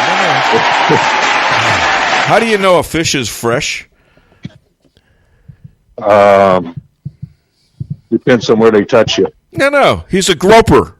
Well, I was close, wasn't I? There you go. Hey, God bless you. JP over have a great if you put crickets on that one, that'd be a problem, you know. All right, anything else? Anything else? Catch you later, man. All right, thank you, JL. Appreciate it. And if you want to be a star on the show like JL, call 573-578-2700. I was just thinking this morning, I can't give previous calls. Is this Randy? Hi there, Lee. Whatever your name. You got so many names. So many what do you call those? Aliases? Yeah, aliases. It's hard to keep track. Just go to the post office and look down through the list, and you'll have them all. Have you learned how to drive yet? That's what I want to know. Why don't you tell the people? I'm a good Democrat. I ride a pogo stick. You almost stopped my drive-through in the middle of lunch. I mean, I'm grateful for you being there, and I had a lot of fun with you. But I'm surprised you even see me. I seen you run around picking pennies up there was on that people dropped. Yeah, you're damn right, man. You got to make a living somehow. You can't just walk around with a foam finger and a highway vest and a hair hat. Man, that hat was something else. You had me fooled for a few minutes, and did you? And then I realized I remembered you was bald headed. But that hat, you know how many laughs I get at it. If it be convenient, I'd like to snap a photo of that. You need to put a photo of that to get Lisa to snap a photo. There are some photos out there. I've destroyed them all so far. What do you got, Jake? I have to admit that before I knew it was you, I saw this guy with a wig and all that directing driving, and I thought, what kind of nut is out there doing that? And now I figured it out. There it is. I mean, that's great. Okay, that's what I want people to think. I want them to have, look, eventually when they figure it out, they like what I do. But a lot of them, it took a lot of, they're trained. Most of my customers are trained now. And we talk about it, when they're doing what they're doing. A lot of them do it automatically without me telling them what to do. And that's why I probably have one of the fastest drive-thrus anywhere at McDonald's on Kings Highway. My other stores now are doing it via my son Aaron, and it's so much fun. I mean, the pandemic moved our drive-through thing from 70 to 75% up to like 90%. So we have to do that, and it has to be managed. Does anyone else manage it? Very few people do. Go ahead. And I can tell you, if you go through at a time when you're not there, you can definitely tell that there's no rhythm to it. And I'm sure, and I get that. It's just that it's not a position you staff all day, but lunch is critical. People are in a hurry at lunch during the weekday, and you got to make it as fast as they can. Some people aren't in a hurry. That's fine too, but they have to understand there are people behind them that are in a hurry, and they need to pull their butts up. Pull the car up. It's not doing any harm. Somebody's telling me, oh, my God, I don't like to get that close to cars. Well, you know what? You're going to pull in the line where you have to pay, and you're going to be right bumper to bumper there. Yeah, but hey, you got to understand right now, a lot of people are doing that social distancing. I notice now that cars going down the highway, they stay about 7 or 8 foot off my bumper now compared to used to be like 2 foot behind the bumper. So they just know you're a reckless driver is what you are. I can attest to that. So what's going on? What do you need, my friend? I was just wondering how these Dems would feel if we were being attacked on January 19th, 2021, when Donald Trump is still president. is he supposed to respond, or should he just say, "Well, we got to wait"? This. They say the lame duck section or lame buzzard section. Donald Trump ain't no lame buzzard. He's a flying eagle. He's, if he didn't win, he would be working up to the last moment. I'm sure if there was something he needed to do. I'm pretty sure he would, and I wouldn't trust Biden to do it. I wouldn't trust Obama to do it. Would you? No. And one thing about these hearings, if they have all these hearings, right now for this Supreme Court judge that we need, right now we're in a situation where we know what we want, and these senators and stuff really could be used out campaigning and working for some of their other politicians and stuff. Right now, we got other uses for them. And it's the way I'm thinking. I just soon go ahead and get the vote and get it through. Well, the gal was already vetted 2 years ago, and she was treated very nastily, not for any real stand she had, but because of her religion. And I think the Dems got to watch what they do here. The Dems know they're not going to win this, I think. And for them, what's that? Oh, I don't know. I didn't pay my phone bill. I think they're letting me know I need to pay my phone bill. Did you get in trouble again? Oh my God! Yeah. Does Pam? One of these things on it. Well, Pam's at work today, but these She's things where they're attempting to murder policemen, and I think that there's a thing in the law where if you attempt assassination, which they could have maybe used on Reagan, that you can be executed for that. I feel that they need to have execution expanded. If you attempt to bodily harm somebody, that it could be executed. People, it probably won't fly, but these police officers leaving the hospitals and the condition they're leaving, some of them even paralyzed, or these people that do these things need to be executed. It's just the policeman. I was reading something on the news where this man is to be released out of jail for him and two other guys ambushed two police officers and killed them back near 50 years ago in New York. And I read about this. And his thing is this guy's being paroled. One of them died in prison from cancer.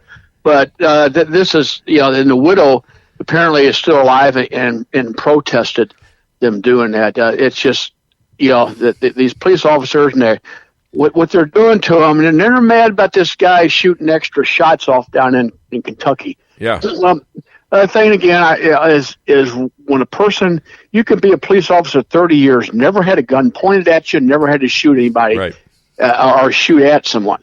And a situation pops up, spur of the moment, when gunfire is going out, and so you start firing in that direction and you miss. Unfortunately, the kind of things happen, but people are so panicked because if the one person gets one bullet in and kills the policeman, it's just like, sometimes when you're firing at someone, they will run and leave. And maybe that was a thought in the man's mind. And unfortunately, I'm sure he wishes he would have, been able to just get the target he needed at the time. But them things in the real world, I don't blame the cops for that. A bad cop. I don't blame the cops at all for that. But you got a problem with this. It's you can stand and protect yourself in a situation like that, according to Kentucky law. So if this guy is in this house and they have a no-knock warrant, and even if the cops and they had a no-knock warrant, they say the cops announced themselves. But even if the guy didn't hear it, and you break down the door, and even if they did, how do you know it's the cops? Yeah, that can be, but this is a situation with him is he's already apparently had a lot of problems in his past history, which maybe his gal that he was shacking with maybe also know that too. So it might have been. But they got nothing on her. It's bad company. And you have to watch the company you keep. But I don't know. I'm having trouble with that. My phone's cutting out. I'm sorry. That's all right. No, I can hear you. But I could see myself. I would be concerned if somebody, I would come through my door. Fortunately, we got dogs that bark and stuff, but they come through unexpectedly, unannounced. I would be prepared to react, and I could see that. But it's the situation is he apparently wasn't allowed to have a gun anyway. Well, that could be. All right, listen, I got to go, my friend. Right. I got an interview coming up. I want to see if I can squeeze in another extra. Always a pleasure. Say hi to your wife, Pam. Okay? Thanks, buddy. All right, let's do Lawrence Jones, number 8. I can see from the officer's perspective that they were enforcing a search warrant, but I have problematic concerns when it comes to that search warrant. The target of that warrant was ultimately Mr. Glover because he was said to have packages delivered. But, it was Breonna Taylor's house. He was listing it as his house. When they went to the house, they had a no-knock warrant. I got the warrant right here. I read it. Apparently to the Attorney General, he says that they did not exercise that. Now, Mr. Walker says that he never heard them announce themselves. Now, that would give you some pause as well because he shot those officers and he was cleared of all those charges because I'm assuming that the Attorney General, the local DA thought that was true. So, again, there's a little blame on both sides of this, and I think it's overall no one is happy because at the end of the day, it shows you some errors in our criminal justice system. The innocent person right here is Breonna Taylor. Okay, I'm sorry I ran over a little bit. I've got, I think I have Elon on the phone, although it says Amy on the phone. Did you steal your wife's phone?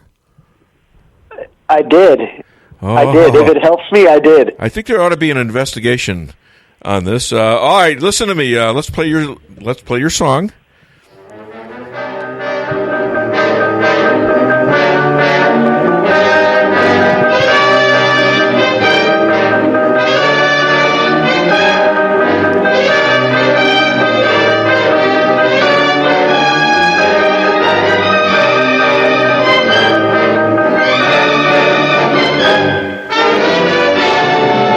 Ladies and gentlemen, powerhouse South Florida lawyer, expert on the law and politics, writes for Washington Examiner, Epic News, The Federalist, and he is the Perry Mason to the Dave Weinbaum Show. Please welcome all the way from Boca Raton, Elon Hakeem. Oh, there you go. That's Amy kind of applause. So there's so much to talk about. Wow. Hey, clear evidence that the Bidens got rich off corrupt demands from Joe's influence as a senator. Other than quid pro quo on tape that Biden did, were any crimes committed? Probably.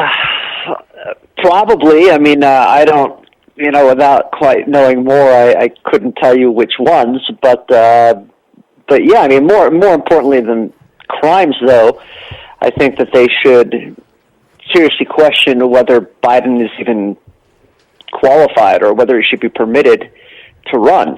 Assuming, based on what's recently come out, it sounds like he knew about what was going on with his son and turned a blind eye to it. Now, you say came out. This has actually come out from where?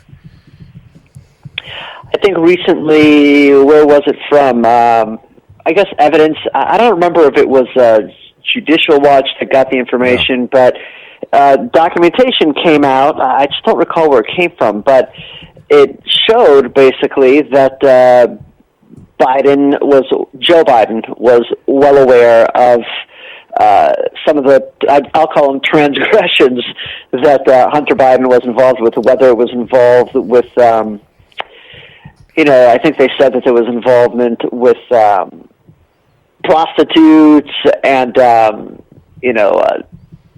children, using children and for... well, Hunter Biden was also riding in Air Force too, and then making $1 million deals for himself. Yeah, I mean, listen, it's about a conflict of interest, and the conflict of interest was brought to the attention of allegedly, of Barack Obama and Joe Biden, and there were concerns expressed, and the previous administration and Biden turned a blind eye to it, and it was the allegations are serious because they involve money paid for different potentially illegal, seemingly illegal conduct. So, at the very least, both Bidens, Hunter and Joe, should be called to testify under oath to see what exactly it is that they knew. It's not going to happen. Well, when sadly, when Biden made his little speech that was on tape, he said he's going to fire the investigator. He told the head of the government of Ukraine, we're going to lay off giving you $1 billion of American aid. You got 6 hours to fire this prosecutor who was investigating the company that Hunter Biden had made a deal with. So right away you've got the use of America. You got a bribe there, quid pro quo. And it's on tape. It's not a question whether he did it or not.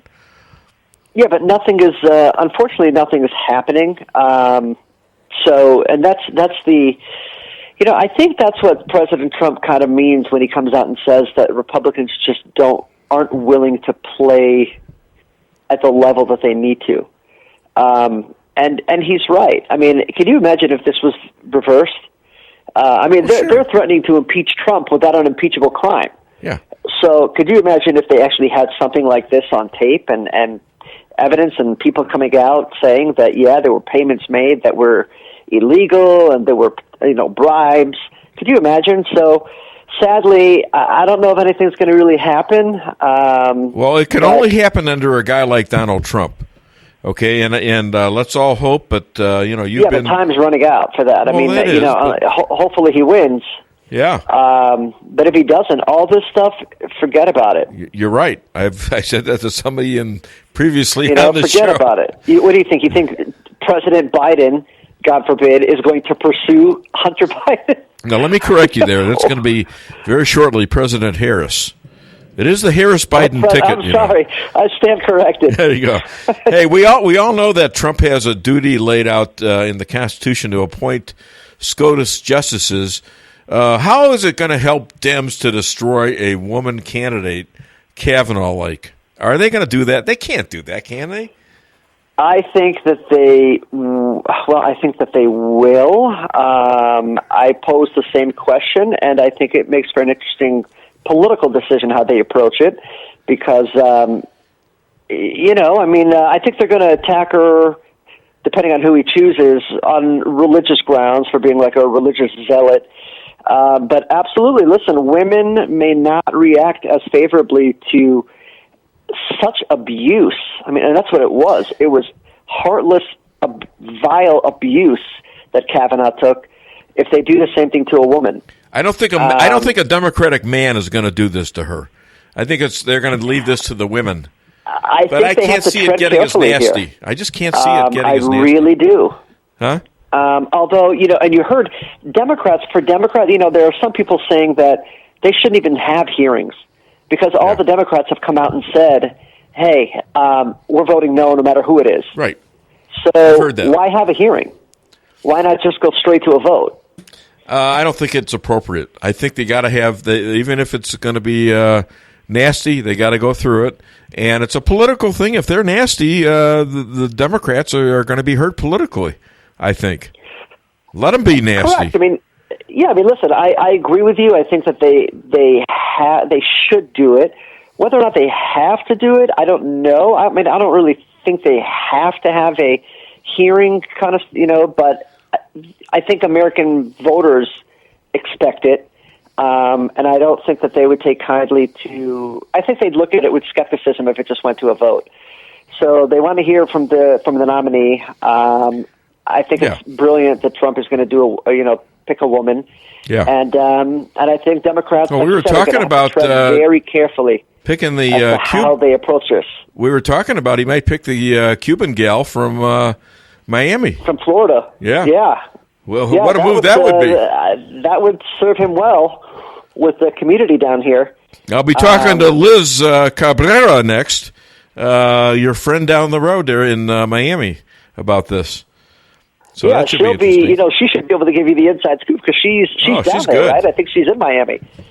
So she should be able to give you a better scoop of what the community down there thinks. But yeah, listen, if he picks the person from Florida, the judge, that'll be great. Okay, well let me. Florida's got its own problems, by the way, because people here are trying to buy the votes. At least that's what it seems like. Buy the votes of. Well, that's what I'm. Of those who that's are what I'm. prohibited from That's voting what my under next Amendment question was, which is Mayor Bloomberg is bribing the felons to vote by paying off their obligations they have via their convictions. And this was just referred to the FBI by Florida's AG. What do you think of this?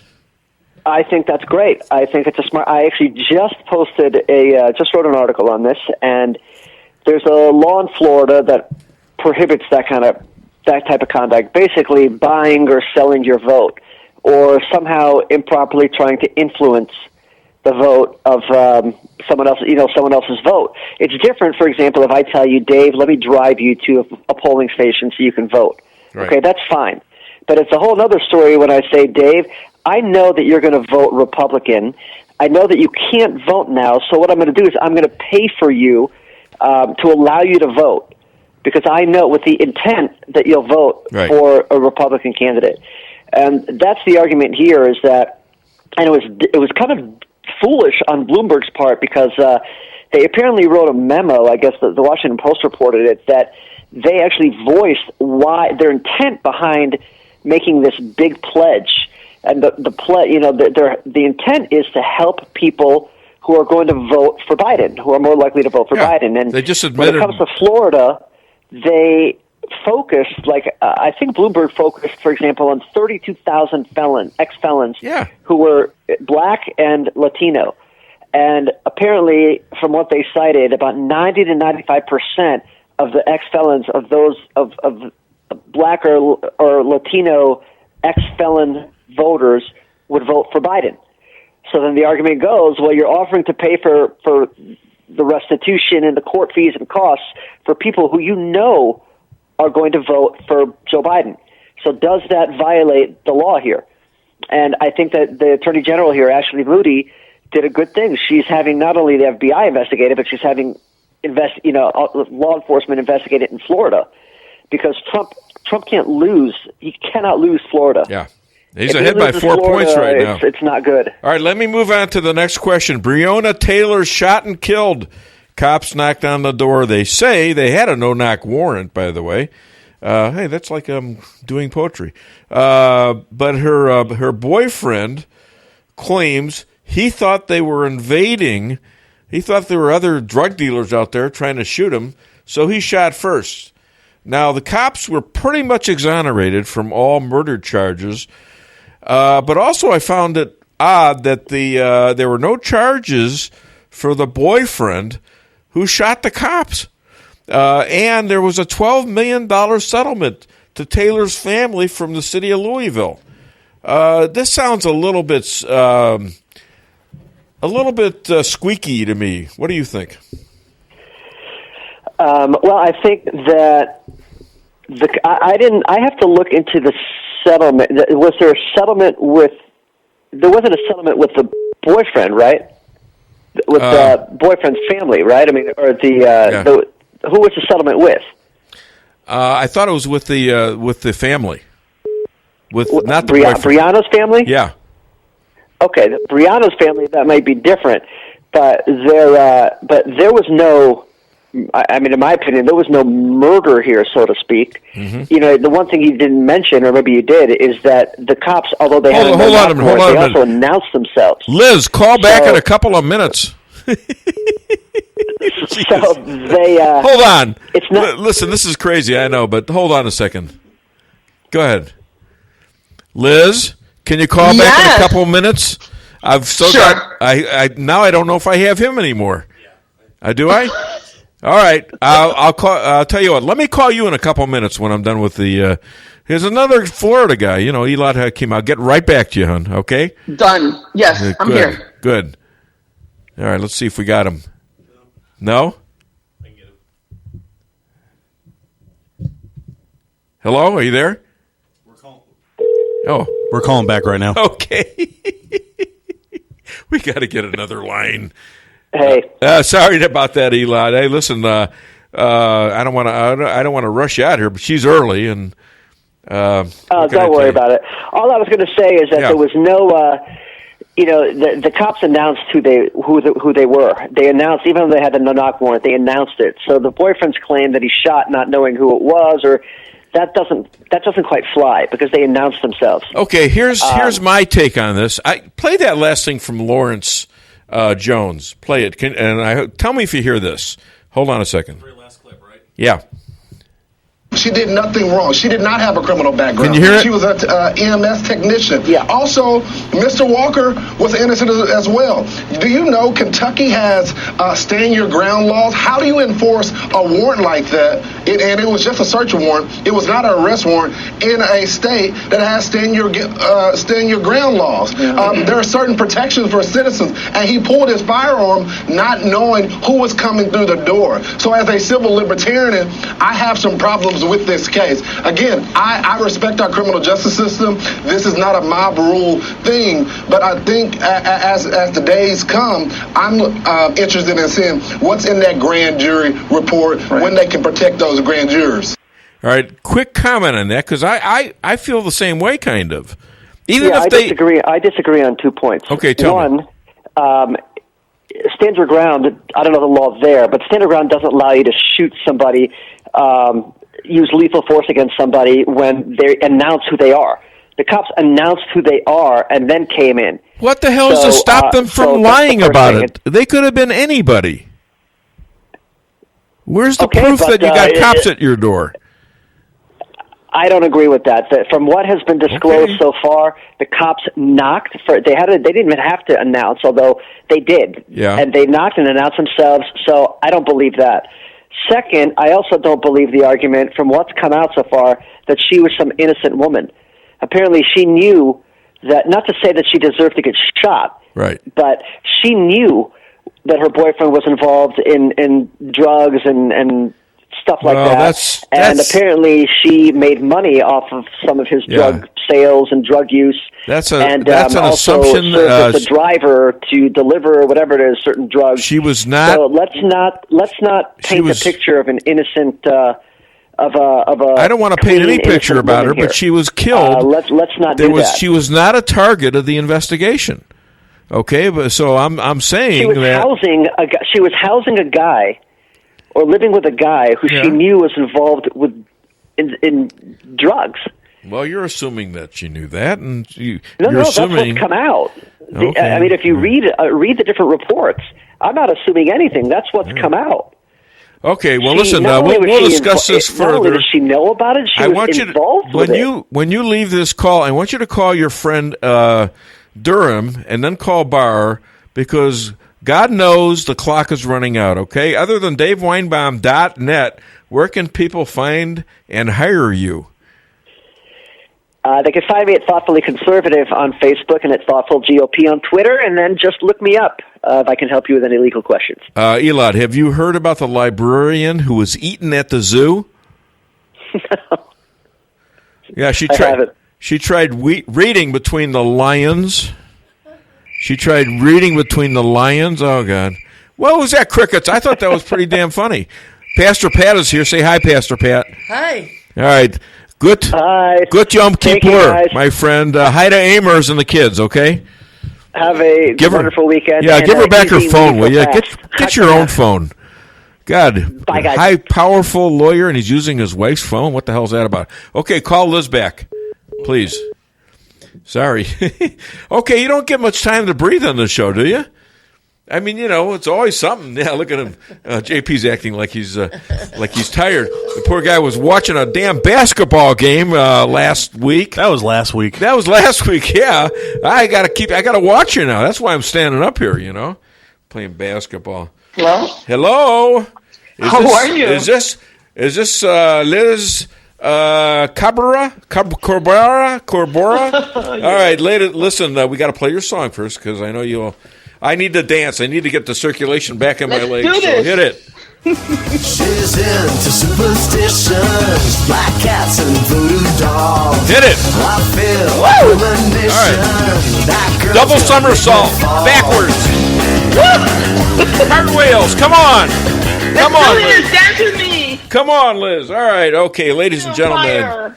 Boy, oh boy. That was a quick workout. It was about 10 seconds or so. All right, ladies. We're an American great white shark. Put her on his back and brought her to Miami and safety. Ladies and gentlemen, please welcome the Latina on fire, Liz Cabrera. There you go.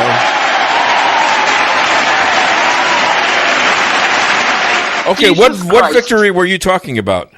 Huh? What victory were you talking about? To me? Yeah, my heart, you said you want to celebrate a victory. This is a victory for the Republican Party right now. What is? Number one, if we appoint a conservative judge, Yeah, another one to the Supreme Court, we're going to have a 6-3 majority. yeah. Yeah, it is. Huge. No doubt about it. And it looks like it's going to happen. I don't know if it's going to be the Cuban judge from Miami. Do you know her? Do you no, I don't know. I wish. You don't hang out with her? No, I'm shocked.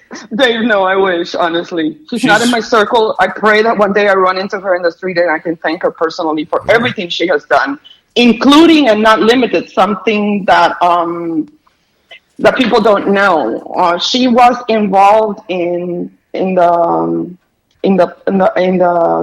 when, remember, Elian Gonzalez came. Is this when the to the little United boy was kidnapped by the Cuban government?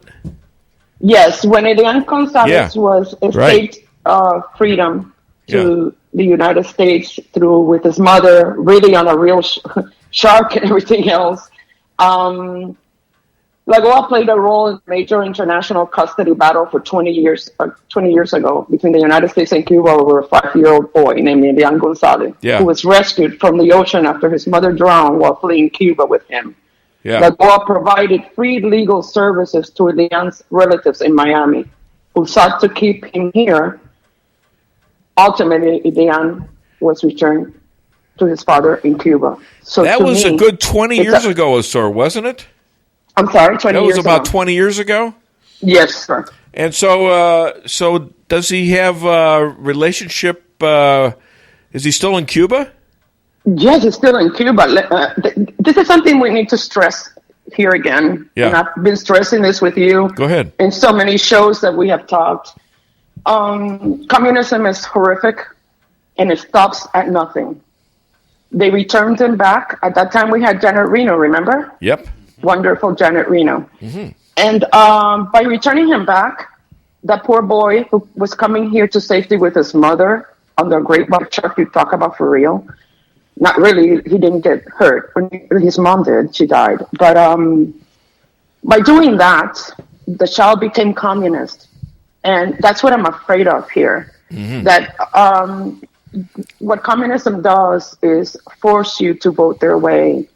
Force you by terrorism. And I say terrorism because what they're doing in the United States now, hitting people in the streets, killing them, attacking police officers, killing people without even knowing they can even be a Democrat. Doesn't this seem familiar to most Cubans and other Latinos? Doesn't this seem familiar to them?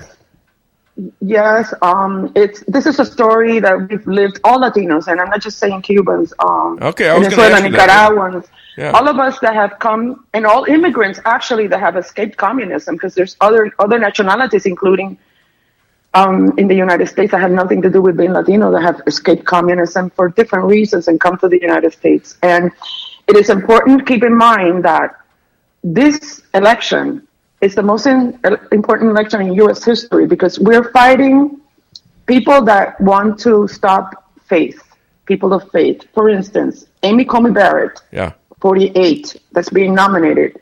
She's a Catholic. Yeah. Barbara Lagoa is also a Catholic, I believe. And because being Cuban, you believe in God too. It's very important, and your values are hugely important. You know, I hate to say this to you because I'm interrupting, but right now in Doral, Florida, President Trump is courting Latino votes, he's got a round table in Yes, I Doral, know about Florida. it. Why aren't you there? I was invited to join that, but I'm here on the show with you. Oh, are you kidding me? Oh, listen No, to I'm this. serious. You No, I'm chose serious. me Let's over join. President Trump?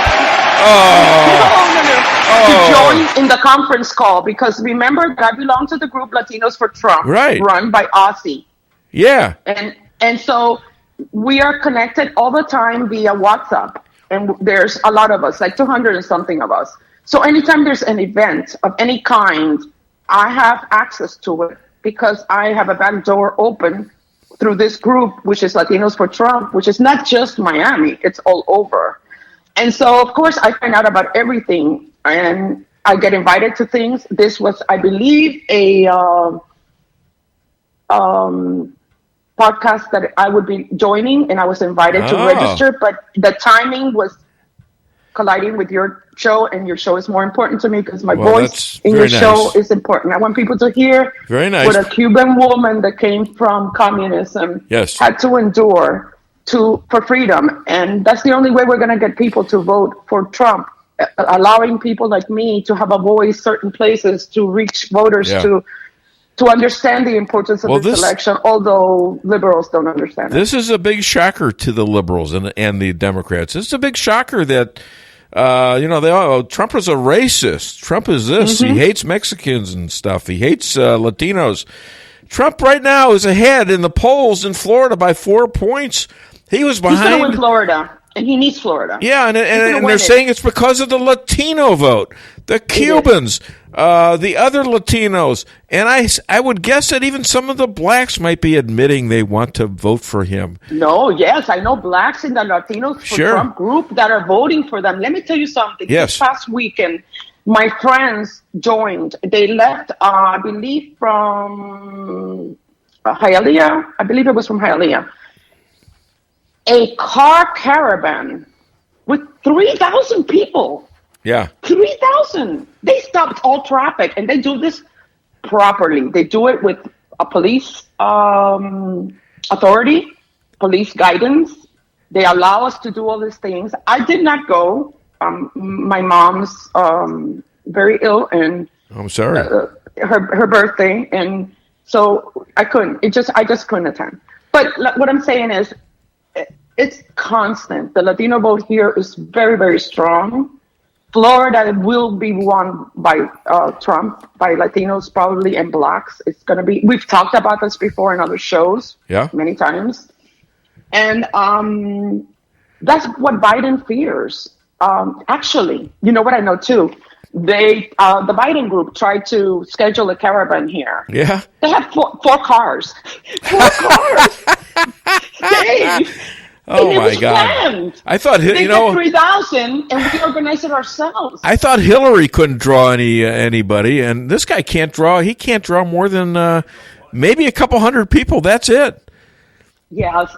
So let me tell you something. It is very important now that we pick a person that's qualified for the Supreme Court. It can be Amy, it could be Barbara. For me, Barbara, imagine, my heart is there, I'm Cuban. But if it's Amy, I welcome that because I want the best person for the job. But let me tell you something. Yeah. If they try to take this election from Donald J. Trump, which they're going to try. They're already doing it. Which way. We know they're doing it. I know. Yeah. So basically what I'm trying to say, if we have another conservative judge and they try to take his rights away, or impeach him, or whatever they try to do to him, because they're so creative. You saw the Bloomberg thing, right? He's sending millions of dollars, like 20 million, or either between 20 and 60 million, to felons to pay all their off all their fines, and they said, so they can vote. Yeah, for the vote. It's a bribe. It's a crime. And the AG of Florida, I don't remember her name offhand, but she has actually sent this to the FBI, criminal investigation. Isn't that wonderful? Doesn't that prove already to you that Florida is for Trump? I mean, we are fighting for him. I don't think there's any doubt that Trump is ahead in Florida.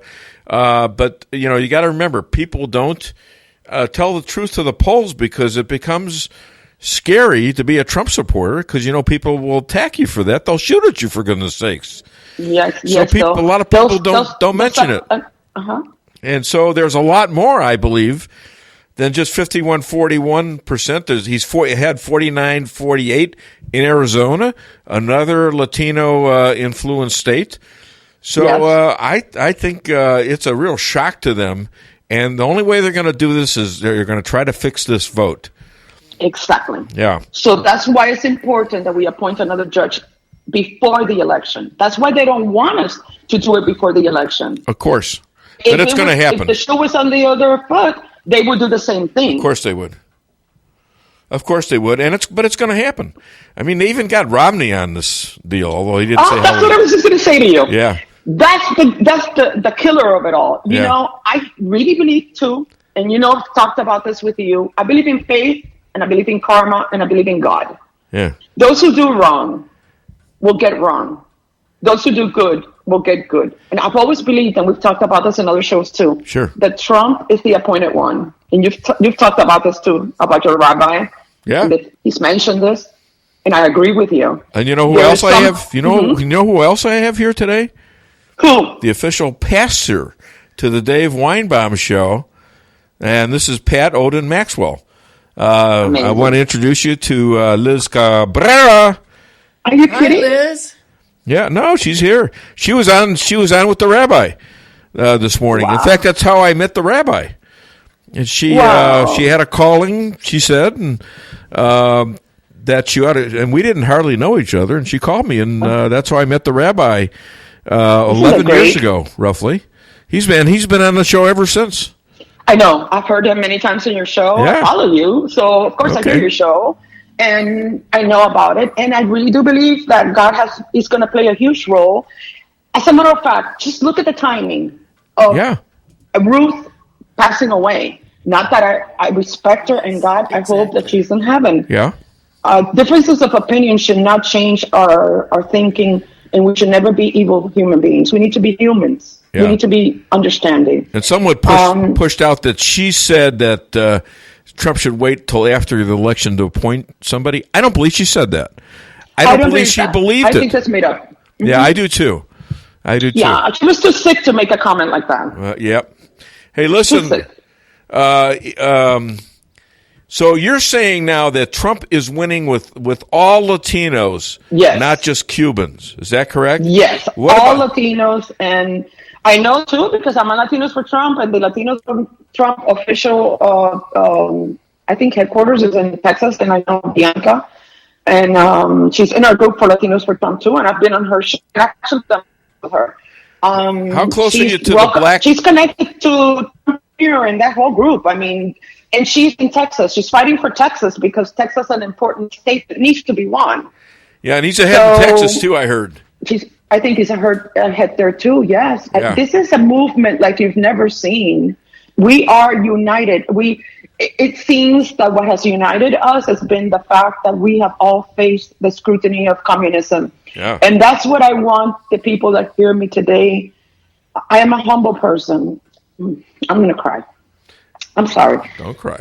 Being on your show start me for crying, and Lisa's going to cry, and Pastor Pat, and JP. It means everything to me, and it's a huge opportunity. And I think Latinos understand that this country is the greatest country in the world. How's Twitter treating you? Oh my God, Dave! Jesus Christ! Do you know what they just did to me? I didn't quite understand that. What did they do? Oh, well, this is the latest one. That was yesterday, I'll right? I'll tell you. Yeah. You know that I have 6 Patriot rooms, yeah. And you're in all 6 of them. I've never been in them, but and you know that I have the highest caliber people in there. Yeah. Including Michael John, the ex-Tea Party leader, Sure. and I thank him today on radio with you Good. for following me because it's a humbling experience. He is a friend of mine. Good. Well, tell him to push the show once in a while so that you get more people listening to you. Okay. So let me tell you. Yeah. I have Malcolm Out Loud also in our group. Yeah, which sure. is another one that I have been on air with him just once, but I've had the honor to be with him too. So I have the highest caliber patriots, and what they did to me, you're not going to believe. I'm looking down my patriot rooms all of a sudden because they've been attacking me, and I look, and I'm not following you or Lisa anymore. I said, what? You know what? I looked at that. I looked at that, and I saw that you were following me. In fact, that was after. Oh, that was this after. Is the Okay. killer. Listen. This Yeah. is the story. I look, and I see I'm not following any of them. Yeah. All of you in all my rooms, and I'm not talking one person, like 57 of you. And I said, Jesus Christ, what is? I took screenshots of it. I already deleted it because I don't want to keep negativity going on Twitter. I want only good stuff. So basically, I had the screenshots, and then I look after I make a complaint and I copy Donald Trump. Coincidentally, Yeah. all of you are followed again. Those 200 patients, 200 patriots. This happens to you every other week. Let me tell you when it happens to me, there is a pattern. I'm about to reach 57,000 followers. Yeah. I'm 200 away right now. Yeah. So what they do, they take my followers away. But the new thing is now they're taking my top followers. Imagine. Yeah. Imagine the people that are. Oh, it's been done to me. I'm sorry? It's been done to me. It's been done. You showed up not following me. Yes. Remember the Right. time that they took 8,000 followers from me? Yeah. And the one time you wrote me a direct message and you said, Liz, are you not following me? Yeah, well, that's when I didn't understand what jerks they are at Twitter. Okay, so going forward, let's make a deal here on radio Yeah. so everybody hears it. If you ever see that I'm not following you, DM me, text me, Yeah. write me, scream at me. Okay. Put it all over Twitter so I can follow you all back because I need to be made aware of it so that I can continue talking about it because I am not going to be stopped. Yeah, I know. I won't be. Nobody's going to stop you. No. You know, you don't mess with a woman who at 6 years old was taken to America from Cuba by a great white shark. You don't mess with a woman like that. You just don't. No. Pastor Pat, you don't do that, do you? You're not going to mess with a woman, honey. You're not going to mess with a woman like that, are you? I don't swim with sharks either. Oh, baby, you're with me. All right. Anyways, I don't know what that means, but listen, I got to go. And I'm sadly have to go. But other than DaveWeinbaum.net, where can people find you? I'm on Facebook. I am on Parler. I think I'm on Gab, but I don't have my sign-in code. Basically, I stay a lot to Twitter. I'm a little bit less on Facebook, but I only joined Facebook because of you. That's for real. Well, that's. I'm glad you're there because maybe you can protect me there because they're screwing with me too. Anyways, I hope your mom is better and Thank you. good wishes for her. And I just want to say this. You know, okay. I wanted to be unique, but you beat me to it. Ladies and gentlemen. Don't say that. No, it was a good one. Yeah, you beat me to it. You're unique, and I'm just kind of, everyday kind of stuff. Oh, thank you so much. You know why? You know why I got applause? You're the best. You know why I got applause? Because it's payday. Yeah, there he goes again. No. You're not getting overtime. All right, Lizzie, I gotta go on. You have a great weekend, and thank you for being a really great friend of mine. Okay. Bye, Liz. Bye. Have Lisa, a great weekend. I love you. Have a great weekend. Karen, thank you for the opportunity and this is Pastor Pat wants to say something to you. I just wanted to say I really enjoy hearing you. Oh my God! God bless you. We need to stay united. Yes, ma'am. Yes. Thank you, Liz. I'll keep you in my prayers. Have a great weekend, dear. Okay. Bye. Bless you all. Bye-bye. Bye. Bye-bye. All right. God bless America. If we don't have anything on Facebook, do we have anything on Facebook? We don't have any other calls. And I'll tell you what, it's been a fun show. I've enjoyed it. I hope you've enjoyed it. And I just want you to have a great weekend. Remember, we're at TikTok. We're like 40 days away from this. It's critical that you get out there. JP has something he wants to say. So we've been going on the website all day. You can go back and listen to it there. Anywhere podcasts are found, it'll be on there too. All right, so we're going to get it out there. If you want to, you can push the show on Twitter, on Facebook, because it'll be on DaveWeinbaum.net and Apple. What is it on exactly? Spreaker, Apple.